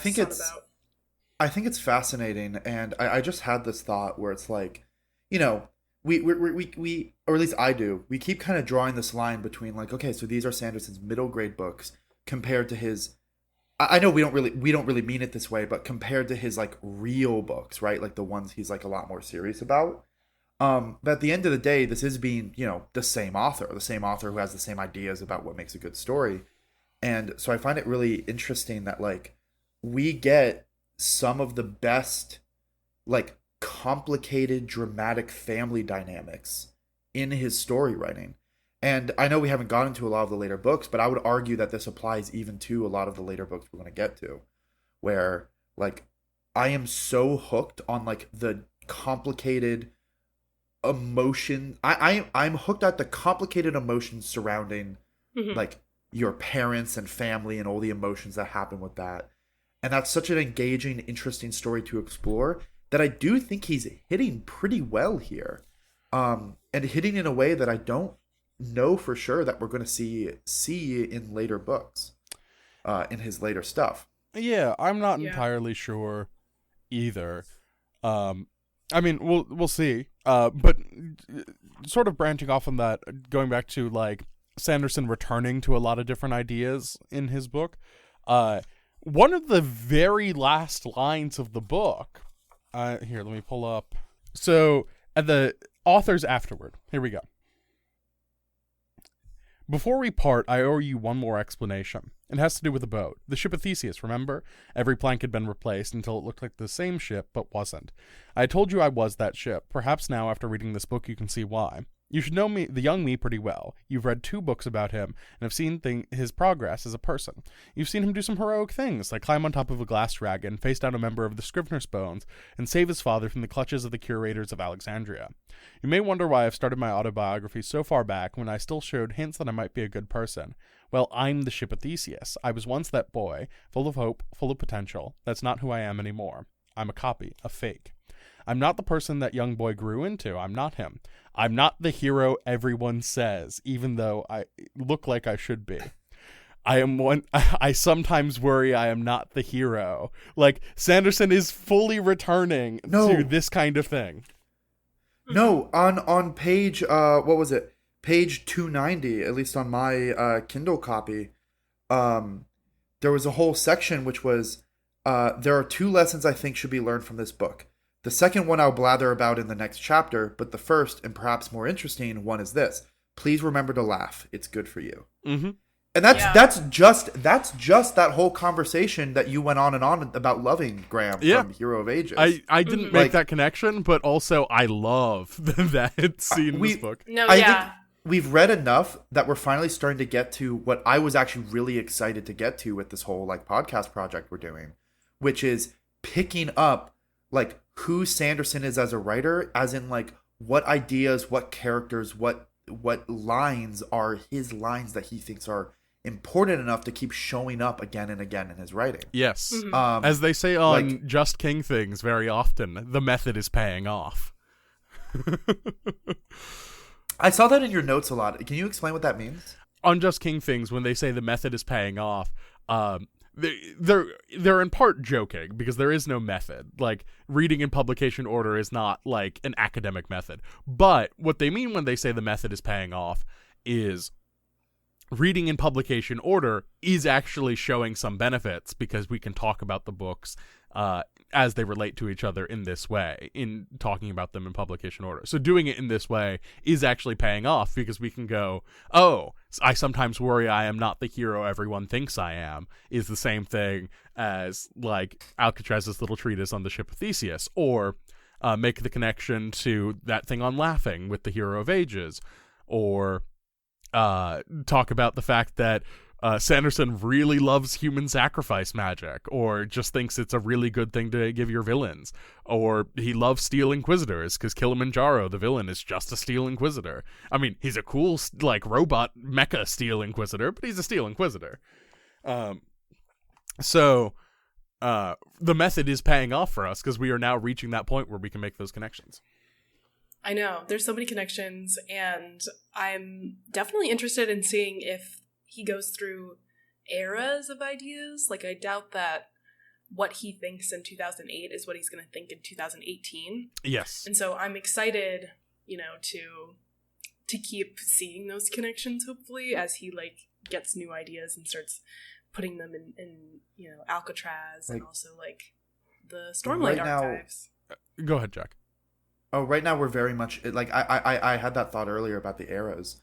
Right now we're very much in the hero who doesn't believe who believes they shouldn't be the hero kind of era right now. Because in Mistborn we get that with both Sazed and Vin, and then here we get that with Alcatraz. Yeah. And, like, I'm sure that will change over time. I mean, if Just King Things is anything to go off of, which, you know, it isn't because Sanderson and King are very different authors. But King has eras. Like, he has like his work in the 70s, which is different from his work in the 80s, which is different. Pre-Coke, on Coke, post-Coke. Genuinely, yeah, quite a bit. I have a friend. This is the you all know this friend, but avoid. This is the friend that just wrote a fantasy smut book. She's a huge King fan, and it was really fascinating to talk to her about, like, she has very strong opinions on the quality of work between, like, in those different, whether or not, like, on drugs versus off drugs ages of King. Yeah, I mean, understandably so. I would say, if you want better opinions about King, please go listen to Just King Things. But his he does a lot of good work in the 90s that's kind of underrated. Dolores Claiborne is fucking incredible. The Tommyknockers, I think, which is also in the 90s, is really good. Everyone dunks on the Tommyknockers. It's good, actually. It's one of his better ones. I also really like The Dark Half. That's really good. And all of those are, like, during his recovery, where he's still an addict, but he's trying to write those, like, while getting sober. And, of course, like, he does get sober and then relapses after he gets into the car crash. Okay. Maybe we should reel it in. Maybe a little bit. Why are we talking about Stephen King? It makes sense. That's what happens when too many people with ADHD are trying to make a podcast. Yes. Go listen to Just King Things. They are the reason we are doing this in parts. They make great stuff. But anyway, yeah. One thing I don't quite know if we're seeing it with this book, but on that note of, like, tracking across many different books, one of the things I was really hoping to find is if Sanderson has, like, many stock characters, like, basically the same character that just keeps popping up over and over again. Mm-hmm. I'm not sure, but I'm also not as good at literary deep dives as you two are, if that's, like, popped up too much. I know there's a lot of similarities. Yeah. I feel like he has a favorite protagonist kind of arc. But I do like that I think his side characters have usually a very unique... There's a lot of love put into his side characters, I'd say. I would say he also likes a certain kind of villain. Yes. Like, not just the Steel Inquisitor, but also to bring up the fact that the villain for this is Kilimanjaro, and the first named Steel Inquisitor we encounter is Carr, which, like, you know, the only thing there is a K name, but, like, it's something. But the... Ks are evil. Ks are evil. I need to tell my sister. But yes, the Steel Inquisitors are all kind of similar. The Cult of Evil Librarians kind of has something in common with, like, the Steel Ministry. Steel Inquisition. Steel Ministry. Steel Ministry. Thank you. God. We just finished those books. I'm literally looking at an article in Coppermind that has the word Steel Ministry on it. Okay. That is going to get cut down in editing. Someone else talk, please. No. I think yeah, the method is paying off, and we're starting to see a lot of kind of similarities, including this whole, like, main character is discovering an ancient power, which actually the whole like discovering fantastical magic powers that ends up being like a thing where it's like, well, actually these powers are like, oh god, Aloy, please get off. Which end up being a thing which is actually, like, very, very dangerous that might destroy the world. We're going to see that, and we're probably going to see that a lot in Stormlight Archive. Like, that actually is also a thing that kind of keeps going. Is this idea of magic powers that seem really cool and fantastical, and then it turns out, oops, these are actually a super weapon that will destroy the world. We get that. We're going to get that in Stormlight. We're going to get that in Skyward. We're going to get that a little bit in Warbreaker, I think. I guess we'll know that in September. Yeah.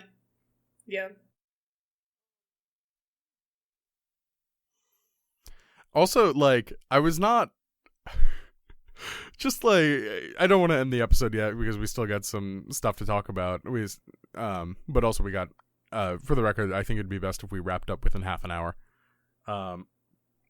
But genuinely, I was not thinking to myself going into this book, I'm the book I'm most hyped for is Alcatraz versus the Knights of Crystalia, but I am now so hyped for the next book. I know. Yeah, can we talk about Bastille before? Yes. Yeah. Yeah. We need to talk about Bastille because she is a huge part of this book. We learn so much about her backstory, who she is, what she wants. Yeah. Mm-hmm. And before we get into Taylor making her points, I would like to doff my hat and apologize to Taylor. You are completely right. Alcatraz and Bastille are totally getting together. And seeing it in this book, I'm not even that mad about it. In the first one, I was like, I'm probably gonna not like it. But in this book, they have so much better chemistry of again, just this decision to make Alcatraz better with people instantly makes the book that much better. Well, we talked about this on the first book where, Graham, you were like, oh, I hope they don't get together because they don't have chemistry. And me and Taylor both were like, well, there's 4 more books. Yeah. We have time to build up to. I feel we were like, well, you're assuming they don't build up to it, and it's like here we see them building up to it. Yeah, yeah. She's so grumpy and closed off to everyone, but she has one person she actually likes, one person she can actually open up to, and that's also Alcatraz. Imagine Bastille with the breaking talent. OP. Oh my god, yeah, I was also thinking about that. I was like, do they regulate this marriage thing? Well, clearly not, because a librarian has a talent, but does it apply to polyamorous marriage? Oh, Sanderson is Mormon, so probably. Sanderson. Oh. Wait, I was not expecting that to go in that direction. I'm kidding. I know Mormons have been doing that for a while. Alcatraz just gets a bunch of sister wives to make an army of breaking people who can break things. All right. Anyways.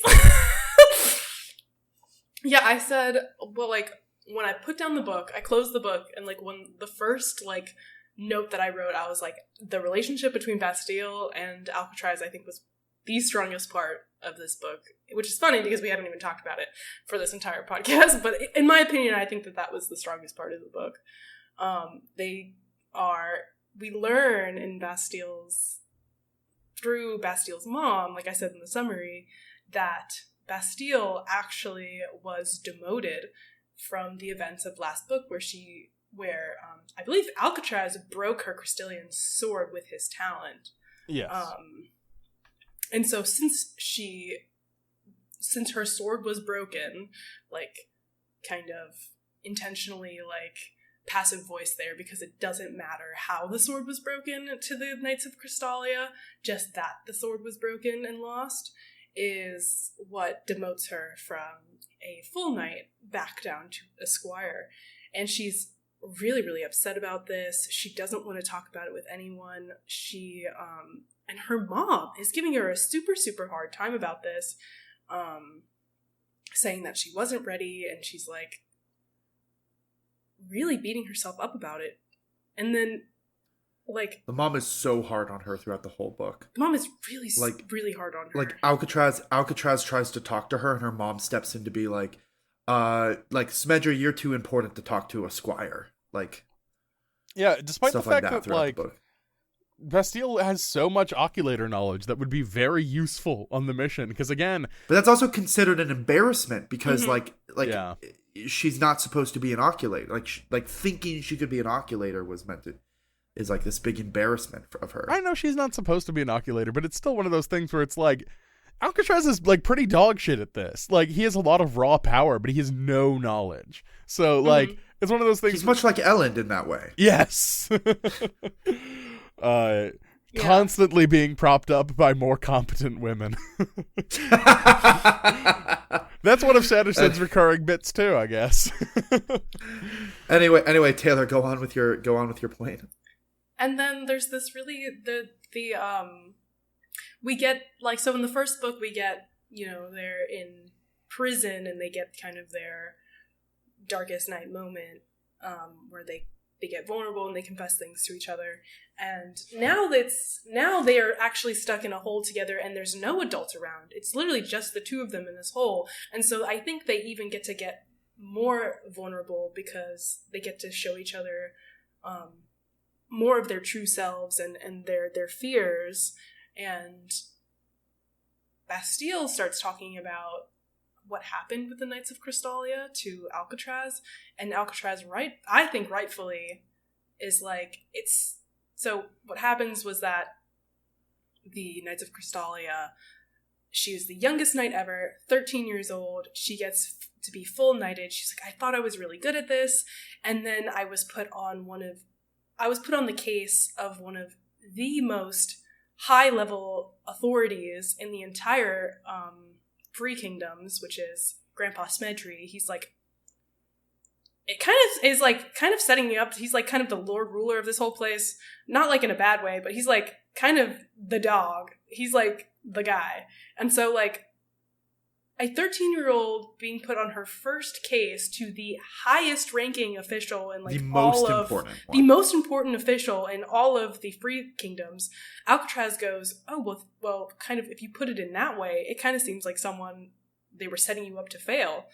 And she was like kind of thinking this through, and it came to the conclusion, like, that's a really nice sentiment.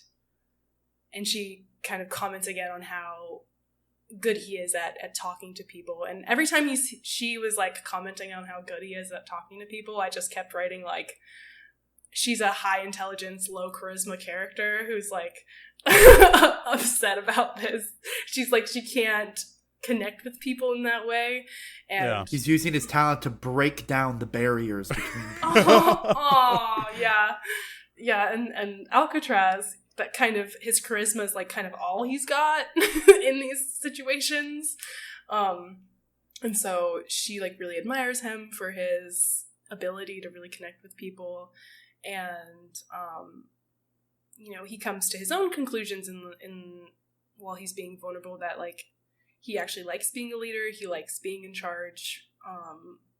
And he doesn't like being left out of things, which my second alternative title to this book was FOMO the book, because both of them have a fear of being left out, which I think is a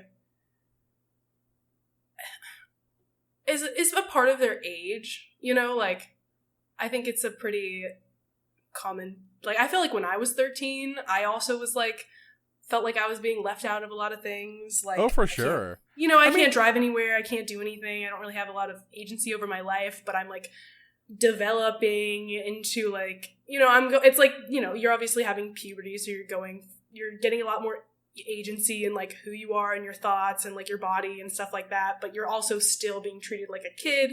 So I think it's like a very like relatable situation where they're like, I hate being left out of things, but also like, there's only so much I can do. Even as an adult, no one is more internally emotionally tortured than a middle schooler. Yeah, I mean, I was just rereading Earthsea earlier this year, and like the most like teen feelings I think I've ever read is there's a point in that book where Sparrowhawk like someone makes fun of Sparrowhawk to his face, and like the whole classroom laughs and he laughs along with them, and then there's like a thing in the margins or like just the next little section where he is just like, and I definitely wasn't mad about it, and I like was totally cool about it, and I wasn't resentful and sulky the rest of the evening.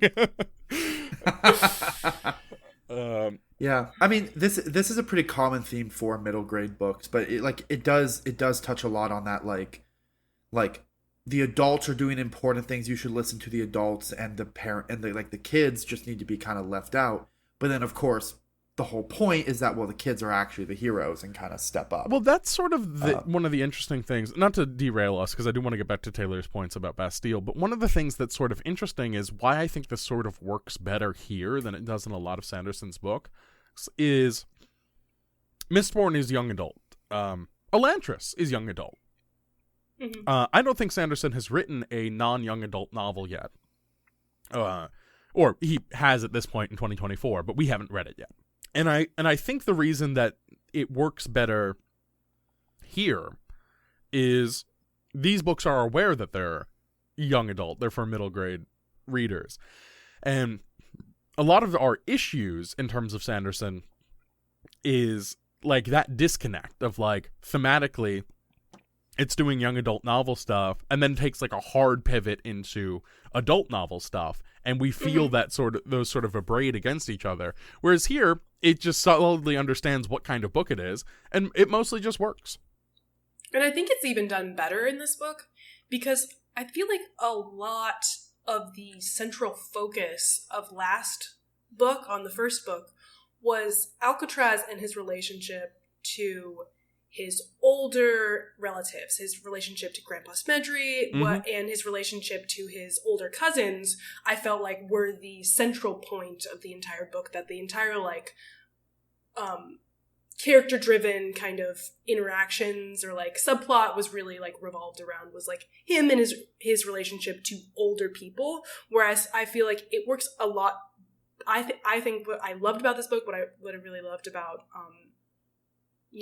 what was different about this book is that the relationship in this book really revolved around him and his relationship to an equal, a peer, Bastille, who is also 13, and the two of them just trying to really navigate their family situations together.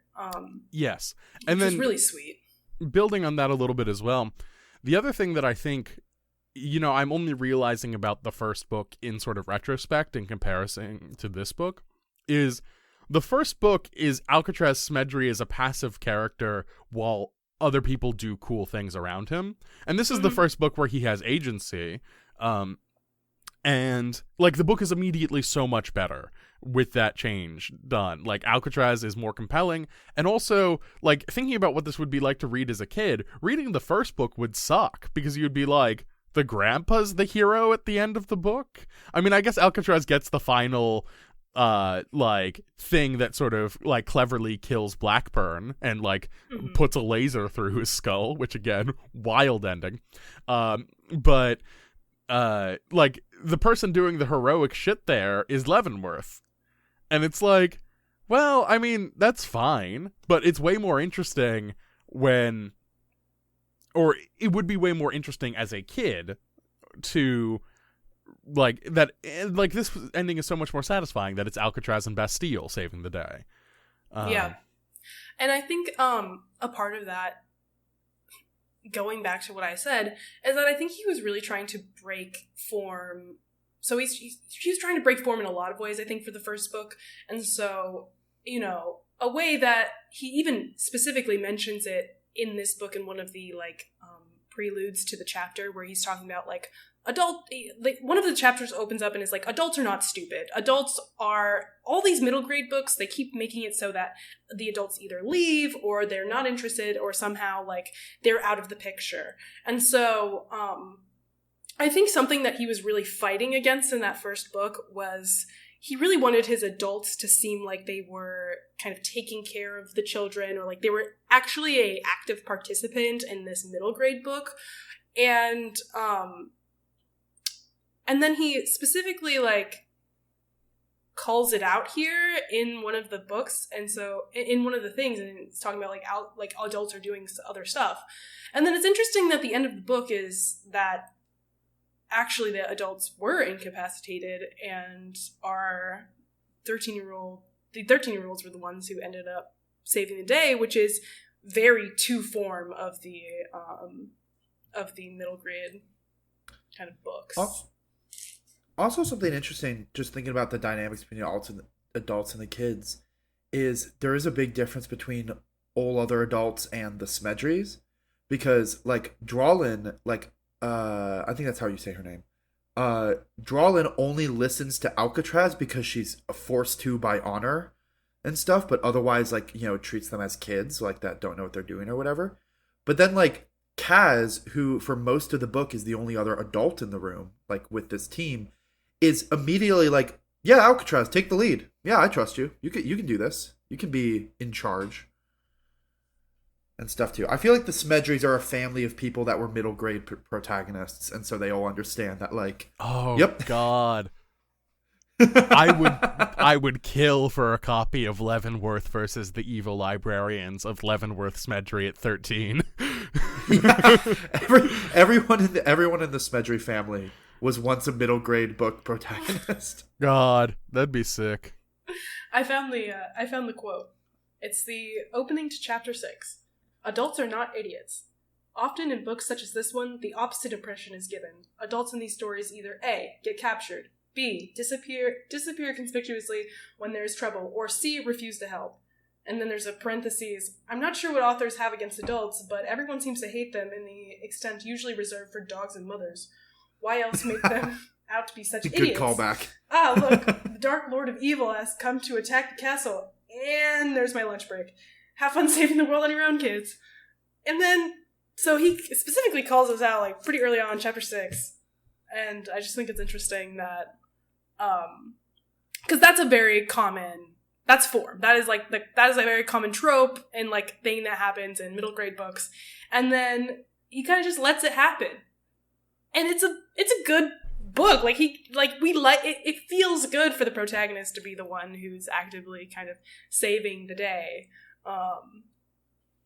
And I don't know, it's funny that he calls that out and then in the end, ends up just letting them save the day anyways.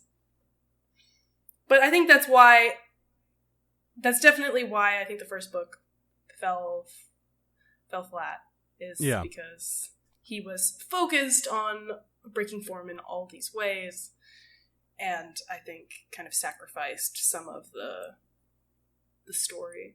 This is going off topic, but it's something I wanted to talk about earlier. Is I do want to talk briefly about like the resolution, because ultimately, like, I mean, we had all this talk about like the sad conversation, like in the sad letter from the mom about Attica passing, but Attica's fine. Like, Attica ends up coming back and is very dismissive of Alcatraz, and I'm sure that's going to be a thing that's addressed in the next book.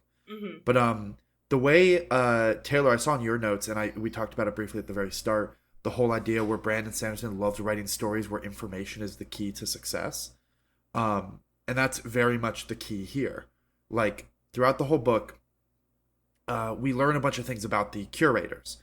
Like, they have a very strict set of rules, and a couple of those rules, one thing is they can't lie. They can't directly harm people. There's very specific rules around checking out books and stuff, where it's like, if you sign a contract to take out a book, you have up to 12 hours to read that book or 10 hours before your soul gets taken to become a curator. If you take a book without signing a contract, you have 10 seconds. Mm-hmm. But there's also a rule which is like, any possessions you had can be claimed by your kin if they show up to claim them.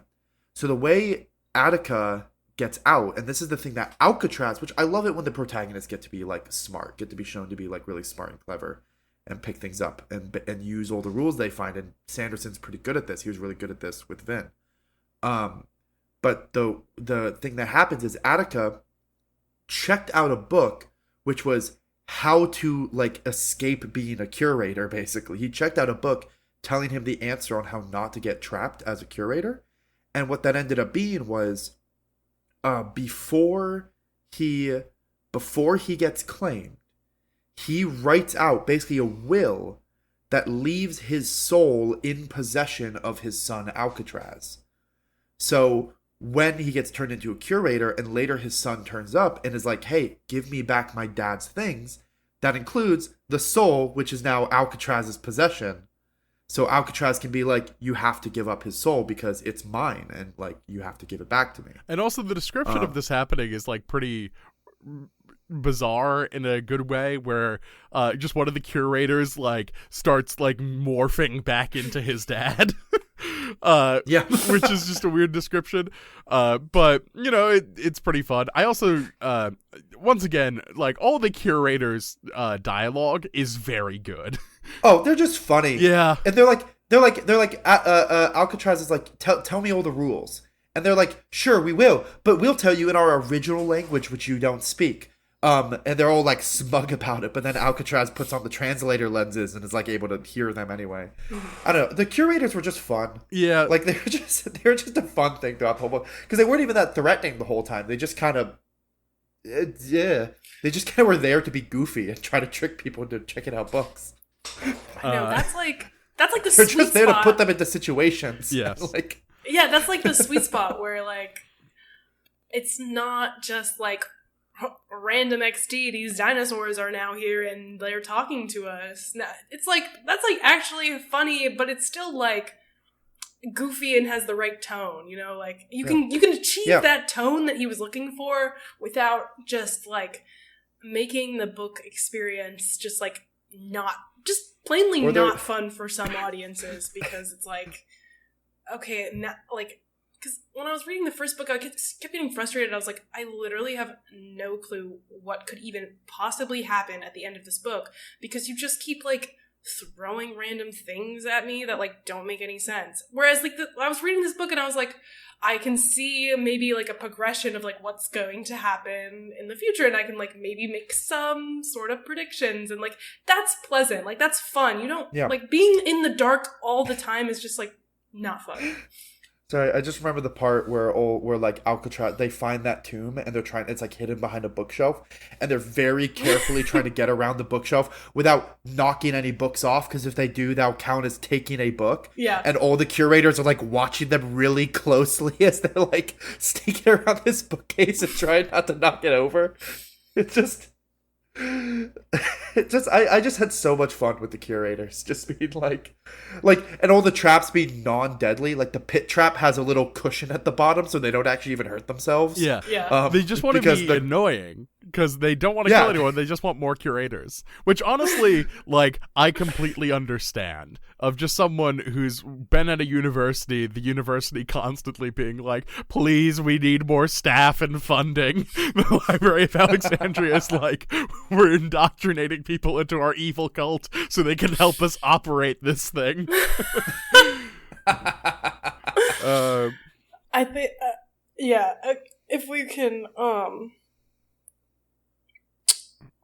is that kind of what you wanted to say about the ending?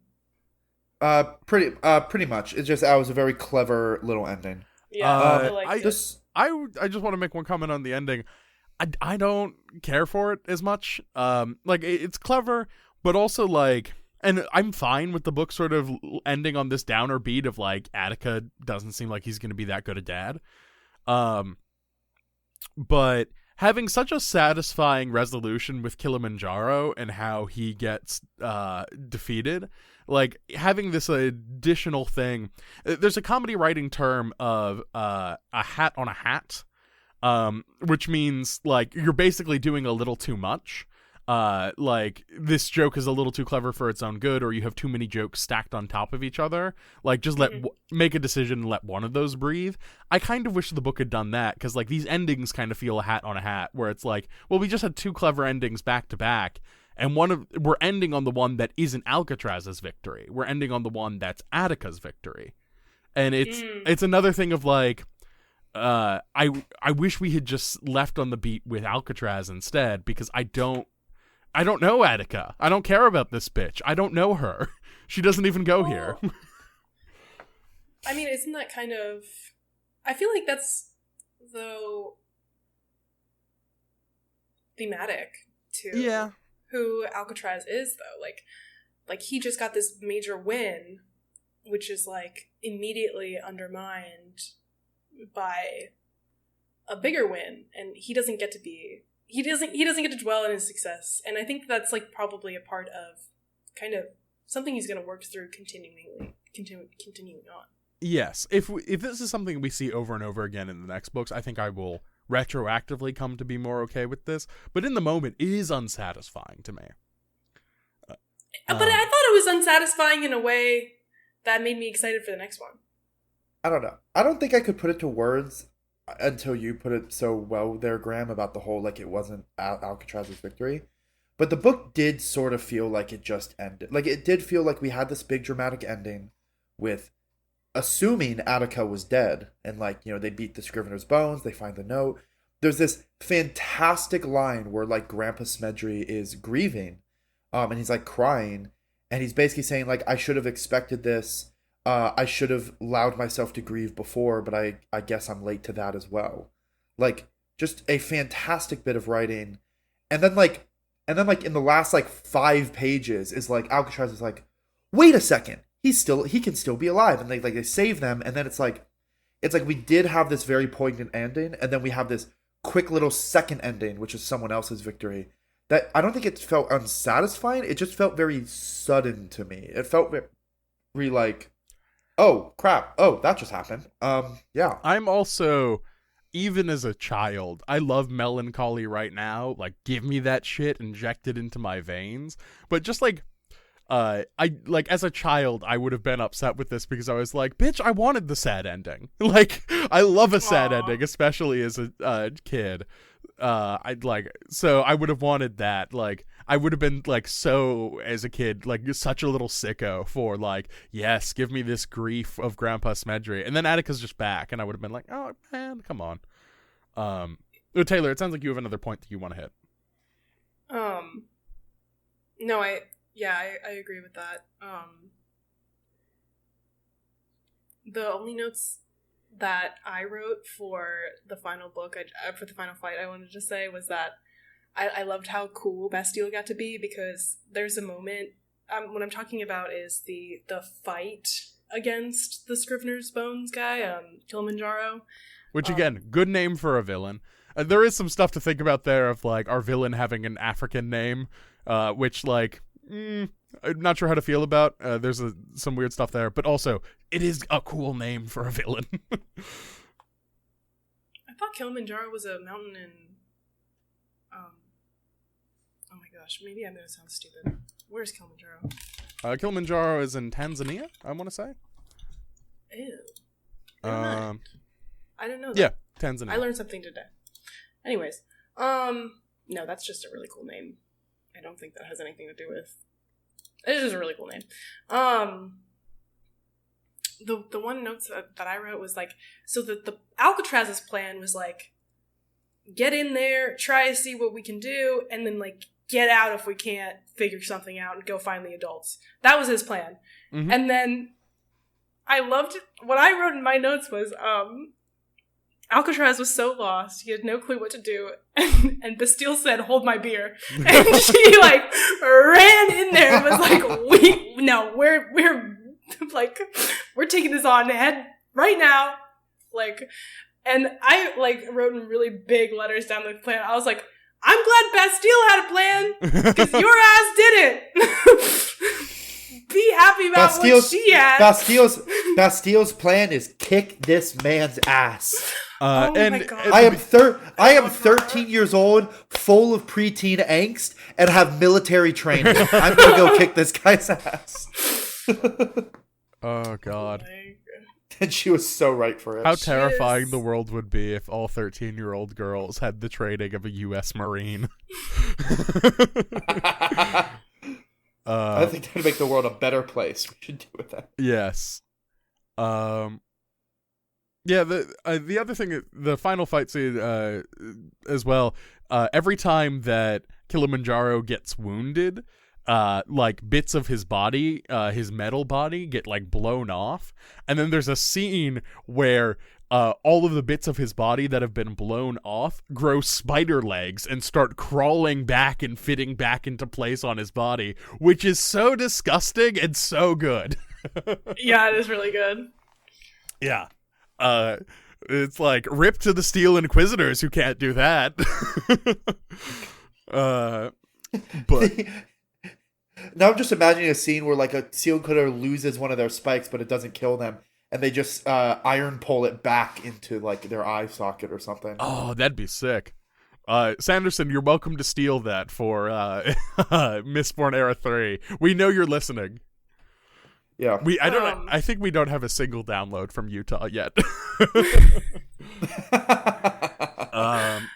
Wait, one thing I just saw in my notes.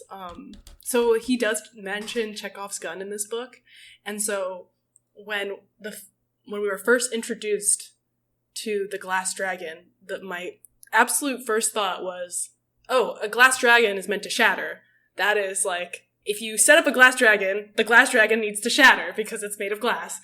And then I was like, well, you know, that's the magic system is glass, so maybe that's probably not even gonna happen. And then when the glass dragon actually shattered, I was like, bam, called it. Like, You cannot set up a Chekhov's gun of a glass dragon and not shatter it by the end This doesn't have to be a whole discussion because it's just a cool moment, but that reminded me. The Scrivener's boat guy flying a jet where the canopy was an oculator's lens. Cool. Very cool. It's fucking badass. That was so cool. It's such a great thing to give your villain. Yeah. Oh, also, speaking of Chekhov's gun, they land in the Free Kingdoms and they just randomly see, oh yeah, that's a giant spire of glass in the direct center of the world that goes all the way down to the core, which is probably also made of glass. Anyway, that's not important right now. Let's move on. I bet that'll show up in one of the finale books, but I'm still making my called shot that the final book, or like maybe the final book from Alcatraz's perspective, is definitely going to take place in the Library of Congress. Like, there's no way.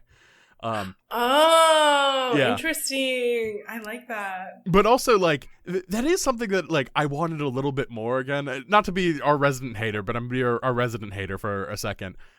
Again, I do wish this book had a little bit more of, like, the overlap between the Hushlands and the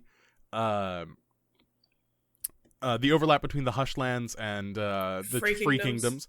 Like, because again, like, the secret sauce of Percy Jackson is, like, seeing the Greek mythology stuff in America. Like, just going to the underworld. St. Louis Arch, they're in California, they're at Los Angeles. Exactly. Or whatever. It's not just the fact that the underworld and they're visiting that. Because if you just want that story, like, go read Bullfinch's mythology. Go read any other version of like a Greek myth where they go to the underworld. The secret sauce of Percy Jackson is the underworld is in, like, LA, and it's in a talent agency. And it's like, that's great. That's so good. And I do wish there was a little bit of that, of, like, seeing librarian influence on society in the same way we get that sort of, like, overlap and that sort of thing. And I do wish we got a little bit more of that here, especially with, I like the Library of Alexandria. I don't like it as much, I don't like it enough to spend the last 2/3 of the book there. Like, and I wish it had a little more variety, because until we get to the end, it's basically, they're walking through hallways again. Which is fine, but, you know, it's one of the things where just, like, reading through it, it's like, I do wish we got a little bit more. And not to bring up, like, the awful series. Again, the secret sauce of Harry Potter is that overlap as well. Of, like, I think about, there's a moment in the third movie of one of those where Harry has just shown up on the night bus, I think is what it's called. And he shows up at the pub in London, where you get into the entrance of Wizard London. And he shows up there, and the night bus has set off, like, a car alarm, and the bartender of the pub, the Leaky Cauldron, pulls him inside, is like, oh, the Minister of Magic is waiting for you, let's get you inside, Harry. And, like, this car alarm is still going off throughout this whole scene, and it's just, like, this weird sort of thing in the background, and then Harry gets inside the pub, and then the wizard takes out a set of keys and then turns off the car alarm. It's his car. And that's such a funny joke to me, of just like, oh yeah, of course he would have a car. He lives in a London suburb. Like, he probably needs this. Or, like, he runs a business. Of course he needs a car. And, like, that sort of overlap is really, really good to me. And I wish there was more of that in this series. And, like, maybe we'll get it, or maybe we'll never get it. And it's fine. For what this book is, this is, like, again, this is the first 4-star book that I have read of Sanderson's. I want to talk about some of my predictions I have. All Please. of them have to do with Bastille. So we learned in this book that Bastille is half noble. So her mom, obviously we know pretty well, she is a Knight of Crystalia, but a really cool one. But not as a mother, but as, like, a fighter. all of those sub things. Her father, we learn, is noble, and hold on. Okay. Her father, we learn, is noble, and she decides to give up her wealth, give up her title, and take a vow of poverty to become a Knight of Crystalia, because she finds out that she's not an oculator. I have... Also, there's a Chekhov gun that has not gone off that she has red hair. So I think that her father maybe could be an oculator because he's noble and she's got this prison name. So I think that she wasn't actually as crazy as everyone keeps thinking that she is. I think maybe her father could be an oculator, or maybe like her grandfather or something like that. Like maybe somewhere in her bloodline, someone was an oculator. And I do think her father's a ginger. That is a less important called shot. Okay. But there's actually the book actually calls out the fact that her mom does not have a prison name. Right, yeah, because her mom isn't noble, but she is, and so she has a prison name. There is a line that tipped me off that I thought was very interesting, so in the first book, one of the biggest ways that Bastille is characterized is that she's called grumpy a lot. Like, Grandpa Smedry just constantly calls her grumpy. And then in this book, there's a quote by Kaz, I think, that says, if you can't laugh at your talent, you tend to end up very grumpy. And so I was already having some questions about Bastille, but I think that she has a sleeper talent that maybe is outside of the Smedry talents or something like that. I think that I have a theory that she maybe has been like subtly manipulating things and might have some sort of talent, or when she became a Knight of Crystalia, she had to give up her talent because she was giving up her noble title. Interesting. There might be something. I don't think we've gotten confirmation from this book yet that there are talents outside of the Smedry line. I know. There still is like this is mostly just like a meta assumption by how I think the book is going to go and how like it's been written so far. I'm still sort of in the camp that talents are a Smedry thing, like that they're going to kind of stay like that's like a Smedry magic line thing. But I mean, if Bastille and Alcatraz get married, I guess it depends on how long this series takes place over. If it's over a year and like Alcatraz is like 14 at the end of this series, but if Alcatraz is like 20 something, as we know, that's in Sanderson's like from writing from Mistborn, like they could get married then. I do think that Bastille with the talent of breaking she would hate it so much. Yeah, poor girl. I thought so when I picked up that first line about the grump, like it makes you grumpy if you don't laugh at your talent. And then I was already like, there was already all the hints.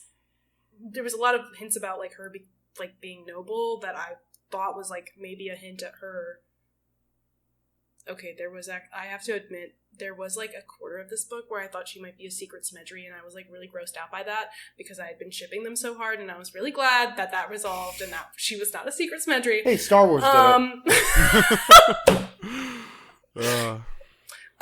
So glad that happened, which is where I'm getting this, like maybe she has a talent or something, and I think that her talent, if she had one, has something to do with time and manipulating where she is in relation to like other people, because I know that she's like, she can run really fast because she's a Knight of Crystalia, but I think there's something. My crackpot theory. My crackpot theory is that she can do something with time. I bet there's something going on with her family. Besides, it might not be probably going to be the next book. That's probably going to be the next book. Yeah, I mean, the next book's literally Knights of Crystalia. Right. Yeah, specifically versus the Knights of Crystalia still, which is interesting because some of the later books just get Alcatraz versus the evil librarians : like the dark talent. But the next one is specifically Alcatraz versus the Knights of Crystalia, which is fascinating. I love that. And the cover art shows them fighting a bunch of knights. He is going to bat for his girlfriend. Get into it, Alcatraz. Fuck them up. Kick their ass. I think I officially kind of got through everything I wanted to talk about. Okay. Do we want to do our predictions and then read the letter from Josh? Or we should do our rankings. Or rankings, too, yeah. yes. Rankings, yeah. I can go I need first. to... I do not remember my rankings episode to episode, so they're going to change. You can make them You up should as we go along. probably write them down. That Especially because because this is the first one that we're publishing, right? On the Instagram. Yeah, we're gonna put this on Instagram. I think my new rankings are Alcatraz versus the Scrivener's Bones, Mistborn, the Hero of Ages, Elantris, Mistborn, the Final Empire, Alcatraz versus the Evil Librarians, and at the very bottom, by a long way, Mistborn, the Well of Ascension. Fuck that book.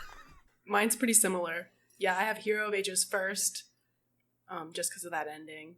Mm-hmm. And then Alcatraz versus the Scrivener's Bones is my number 2. And then I have Mistborn, Elantris.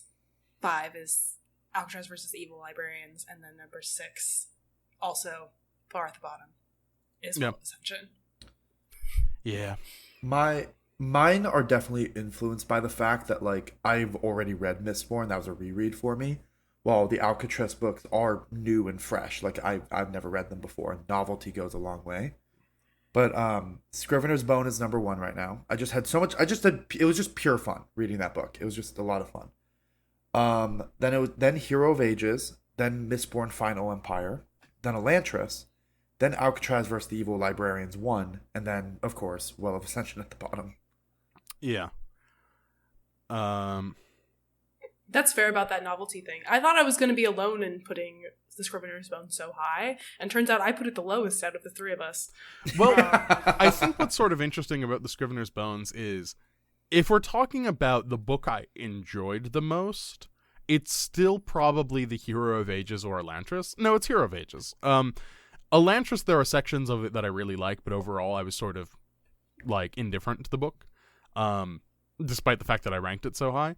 But then for Scrivener's Bones, I think Scrivener's Bones is the most coherent and best of the books that we've read. I don't know it's necessarily my favorite, because I do think, like, I agree with you, Taylor, of, like, that ending to Hero of Ages is so unbelievably strong, and so much stronger than I remembered, that I do think, like, in terms of, like, what I got out of these books, that's still the peak. But also, there's a whole, like, 200 pages in Hero of Ages, maybe 300 pages, that I don't really care about. Very true. Yeah. So, again, it's one of those things where it's like, it's a mixed bag. But, like, Scrivener's Bones was a very pleasant surprise. Yeah, I know. I'm definitely most anticipated right now. Yeah. Even though this is the only series we're reading. Obviously, Asterix is The Knights of Crystallia. I am very much looking forward to reading the next book in this series. Yeah. Oh, and that's in, that will be October. Mm-hmm. Is when that before Way of Kings. Yeah. Yeah. I've said it before. I'm so excited for Way of Kings, mostly because that's one of my favorite books of all time, and I can't wait to have 2 of my best friends rip it to shreds. Yeah. It's basically where I'm what I'm going into with this. Graham's gonna come in hot. He's gonna say, "Should have been 500 pages." Well, actually, for the record, my current Goodreads review of The Way of Kings... Have you read The Way of Kings? I have. I read... Jack and I did a book club where we basically assigned each other homework. It only lasted for, like, 3 or 4 books. But this was when Jack first started in undergrad, and I read The Way of Kings, and I think I recommended Heir to the Empire, the first of the Grand Admiral Thrawn books, to you. Yes, that's why I read those. And so I read The Way of Kings, and my current Goodreads review from the time when I read it is 2 stars, or I think it might have been even earlier. I can't remember. But my current Goodreads review is for The Way of Kings is 2 stars. I wish this was 300 pages shorter and exclusively about blank character. No, Graham's gonna recommend it be shorter. Taylor's going to be really, really mad about the main female character, Shalon. No. Well, actually, and like the way she's treated by the narrative. You've grown so much. Think of Bastille. No. Well, if we're saying names of characters, for the record, audience at home, I wish The Way of Kings was 300 pages shorter and just about Dalinar. Well, that would be Oathbringer. That's book 3. Yeah. But the thing is that the thing about Shallan is, like, overwhelmingly the opinion about people who reread Way of Kings is that they skip the Shallan chapters on rereads. Justice for my girl. I don't even know her, but justice for my girl. Is that the book about Kaladin? Yes, he's the main character of that. I get so many memes on TikTok or on TikTok and Reels about Kaladin that I'm like, so glad I have no clue what that means, because that probably is a spoiler. Yes. Yeah. So the only thing I've gotten is his name is Kaladin, and I said, that rhymes with paladin. That's weird. Maybe that's why he decided to become a paladin. He is actually a paladin. That is sort of... he literally is the Hexblade Warlock Paladin multi-class. And that's all I'll say about that. Paladin, no! Kaladin the Paladin. Hell yeah! Anyway, I think we should wrap up. We gave our rankings. Let's read the thing from Josh, and then we can wrap up. Yeah, we got another email from a viewer. Yes, we got an email from Josh, who has been saying very kind things about the podcast in the Range Touch Discord, where I've been advertising our podcast because I don't have money to advertise it. But this is an email from Josh. Hi, Beachcombers, before we get into the email, excellent. I love that's our nickname. That's so fucking good. Please write into us as Beachcombers from now on. Josh, you now have a lasting impact on the podcast. Hi, Beachcombers. I've been having a ball with the podcast ever since I saw it get promoted in the Range Touch Discord. Thanks so much for what you're doing. While I haven't had a chance to read Alcatraz yet, I've been getting strong skullduggery pleasant vibes from the descriptions, and it sent me on a YA nostalgia trip. Do y'all have a fond YA book series, memory, or anchor you look back on as your core YA touchpoint? Cheers, Josh. Good question. Skullduggery Pleasant, by the way, I had not heard of it until Josh wrote in, but I went ahead and the first book was from the library. It's pretty good. It's from an Irish author, I believe, and just as generic YA goes, or it's not generic, it's a weird horror YA, but it's pretty fun. Yeah, to answer the question about, like, do you have a fond YA book series memory? This is one that I've only met a couple other people. Like, I'm sure more people have read it, but I've only ever met a couple other people that have read it.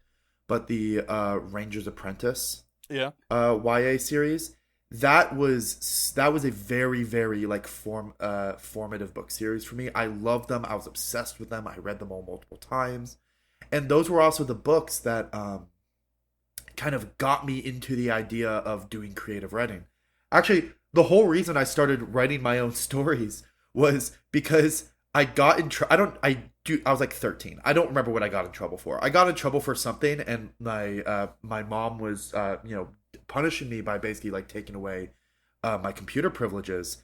And so I was so bored because I couldn't play Wizard 101 that I started writing. And I just got really, really into writing. And I remember I read it. I wrote it. It was very much inspired by Ranger's Apprentice. Because that was, like, the book series where I was like, wait, I could do this. I remember showing it to my English teachers, and I remember I actually sent an email to John Flanagan, the author of that series, to be like, hey, like, your books inspired me to start writing, blah, blah, blah, blah, blah. Oh, that's really cute. I don't think he ever responded, because I was just like, one random email. Yeah. I'm not even sure I emailed the right email for that kind of stuff, but, great series. Let's see.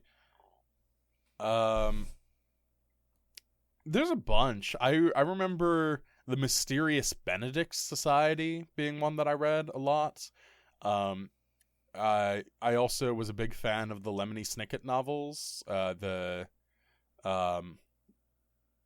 series of Unfortunate Events. Those were really fun.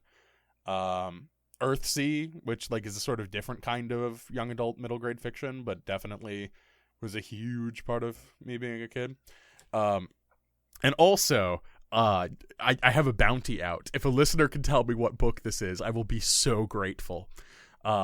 So you'll get those 20 cents we got from the book. Yeah, you win the 20 cents. Genuinely, I will Venmo you 20 cents if you like tell me what book this is. I will Venmo you 20 cents. Fuck it, I'll Venmo you $20 if you could tell me what this book is. It's driving me fucking crazy. Wow. I have been trying to think about what this book is for like genuinely years. What? And give the description. yeah, Give the and description. here's the thing: tip of my tongue on Reddit has failed me, which is why I'm asking here. Ooh. I first read this book between 2000. I'm just reading my tip of my tongue post from 2005 to 2012. It was available as an audiobook from the library. I couldn't tell you which. The book in question had a main character, a young boy. I think he might have been a young black boy, but I honestly can't remember if that's true. I think he also had at least one other friend who was a young woman, maybe two friends. There's a scene at the beginning of the book where he bikes up to this mysterious house on a hill and repeatedly says, "What doesn't kill you makes you stronger."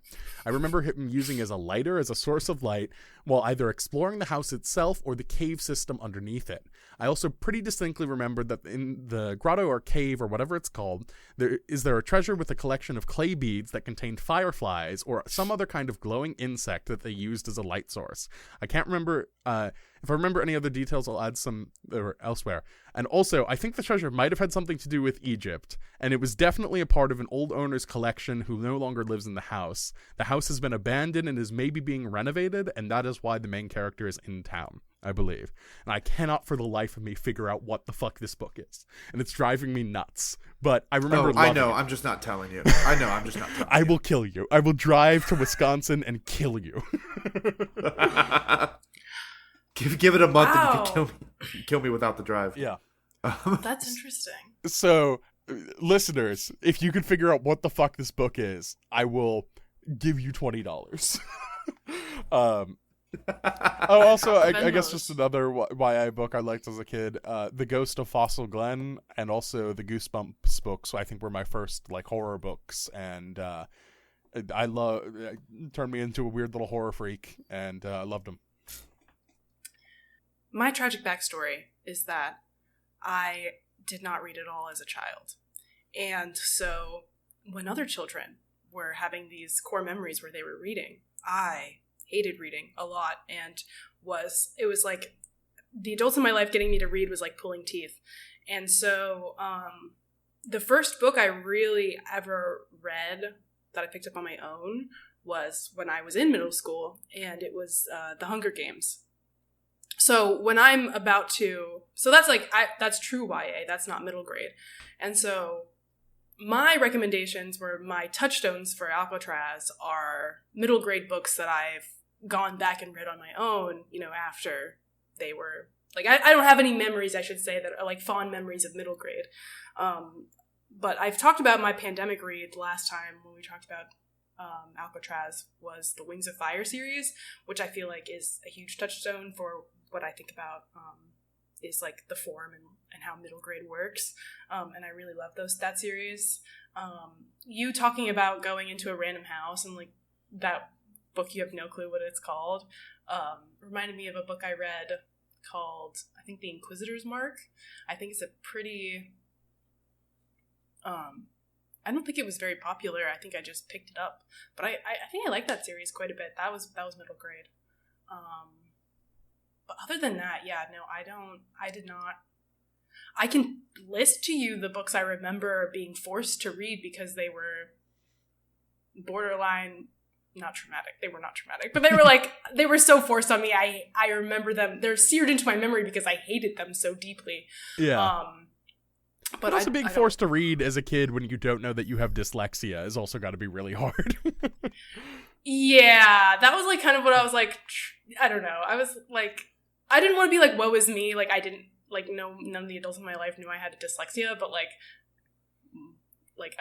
woe is me. None that shit sucks. None of the adults in my life knew I had dyslexia, and so they were constantly telling me, like, well, all my peers were above grade level, and like, we're like, all of the people were bragging about how they were like above grade level, and everyone was like so above grade level, and I was like the weird one who was like, you're barely at grade level, like, we're so proud of you. I was like, barely at grade level? Like, I don't think I want to read a book ever. I hate you all.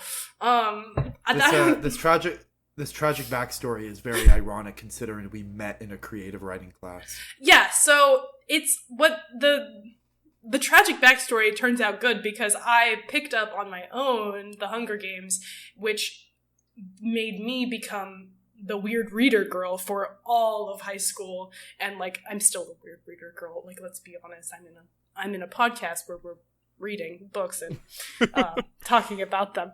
And then I got an English degree in the end. So like, yeah, I think that a part of, like, it all worked out in the end, basically.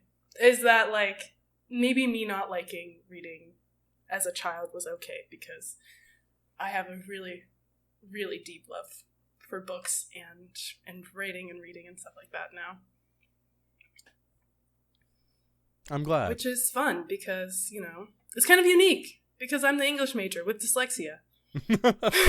I had one of my coworkers, when I was doing a play, he had such severe dyslexia that he couldn't read the script.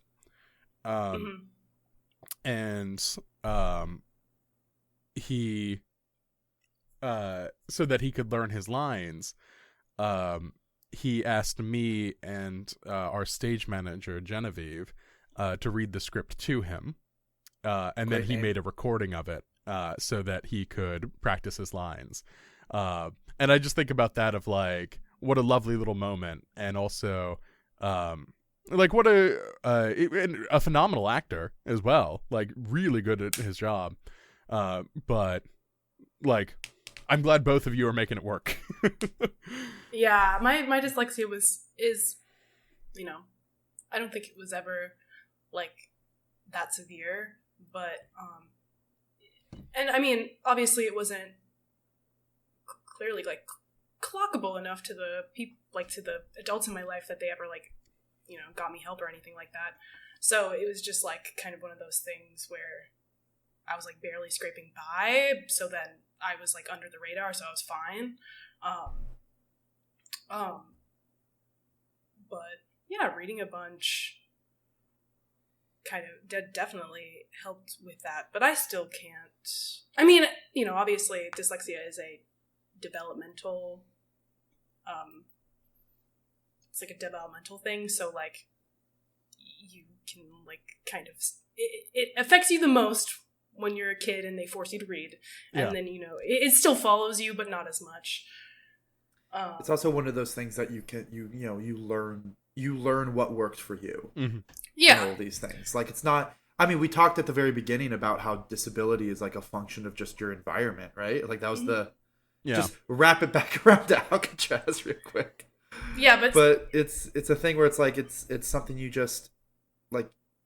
There's a way of navigating all this that works for you. That's just different than other people, and it's not like a problem. Yeah, and I think sorry. What? I just got a DM. I will put this in the show notes. Going back to CJ's letter from last month. I was doing a bunch of research for like my 1 hour lecture on metafiction, and or 90-minute lecture on metafiction, and I found someone mention a source where they were talking about Alcatraz versus the Evil Librarians has been cited in works about metafiction, and someone finally got back to me and gave me the book that it gets cited in. Alcatraz and Iser applying Wolfgang Iser's concepts of implied reader and implied author to the reality of the metaficative, Alcatraz Smedry series, Children's Literature and Education, 42:19-32. That's the article I reference in my post. Shout out Tossing Dice on Reddit for getting that to me at 5:49 in the morning today when we were recording, which is wild that they sent it to me today. Cool. It's pretty cool. But Taylor, did you want to finish your thought? Yeah, what I was gonna finish my thought was just that no, that was actually really cool. Was that you two churn through books really, really fast, and like Jack, you've told me that you've, like, read Way of Kings in 4 days, and then, like, Graham, you, like, literally finished the book this morning, and that's just, like, something I physically can't do. Like, I have, you know, like, disability studies talk about how, like, your disability often, like, distorts time and stuff, and, like, so I just know that, like, with what I've got going on is that, like, I can't wait, like, I just can't wait to finish reading a book, because books just, like, the prediction of what, like, other people think that, like, a book should take them the amount of time, like, I have to add, like, at least, like, 0.5 to, like, a whole, like, double, like, that length. So, like, that's just kind of, like, I just thought that was interesting, because specifically you two read books so fast that I'm, like, envious. I mean, here's I don't consider myself a fast reader, but that's because I'm comparing myself to Graham, who's a superhumanly fast reader. Yeah. Like, I am a fast reader objectively. It's the same thing where it's like I think about, like, I want to read a certain amount of books a year, and, you know, I read like 20 to 30, and I'm like, man, that's so few. But that's because I'm comparing myself to, like, Graham, like 150 books a year, or my older sister who reads like 100 books a year. Yeah. Like, it's been a couple of years since I've done 150, but generally I try to do at least 2 a week.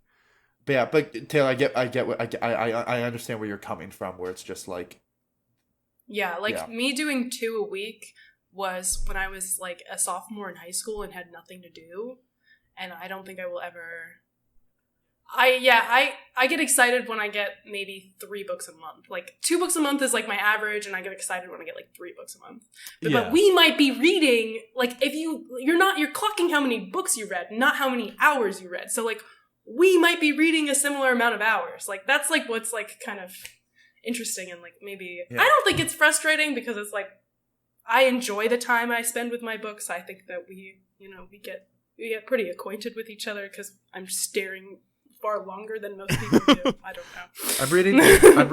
I'm reading far fewer books a month now, because but that's just because I'm reading the book for this podcast, and then I'm also reading. I have multiple friends that are currently writing books that I am reading as they come out, and so I'm like, that's where all my reading energy is going. Is not published books, but, like, just friends who are writing a lot, and I'm like, yes, I want to read that stuff.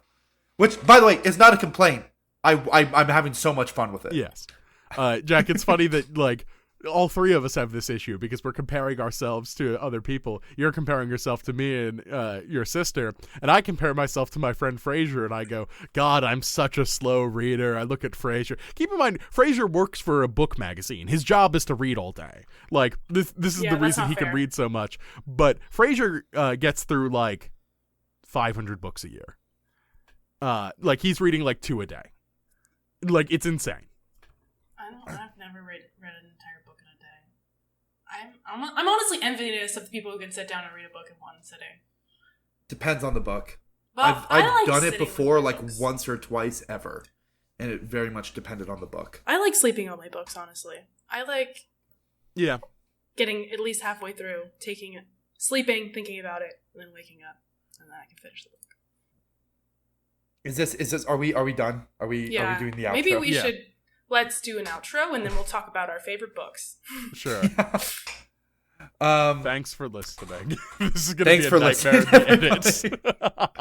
Thanks for listening. Next time, next on the list is we're actually going to be reading 2 short stories instead of a book. Defending Elysium and Firstborn. Defending Elysium, I know, is, like, sort of a early concept, which eventually becomes the Skyward series. Anyway, Defending Elysium and Firstborn. Definitely going to talk about those next month. Yes. TBT on Hope for Elantris. Oh, and look up the cover to the Scrivener's Bones. It's fucking wild. The original one, yeah. Yes, the original one. All right, thanks, everyone. All right. Bye. A Grain of Sanderson is created by Graham Gilman, Taylor Lane, and Jack McLaughlin. I edit and produce the show. Our logo is by our very talented friend Ben Busby. Our theme music is Goodnight Kiss by 2Mellow off the album Midnight Broadcasts. You can find their work at 2mellow.net, that's the number 2, MELLO, and 2Mellow Makes at bandcamp.com. Thank you so much for listening.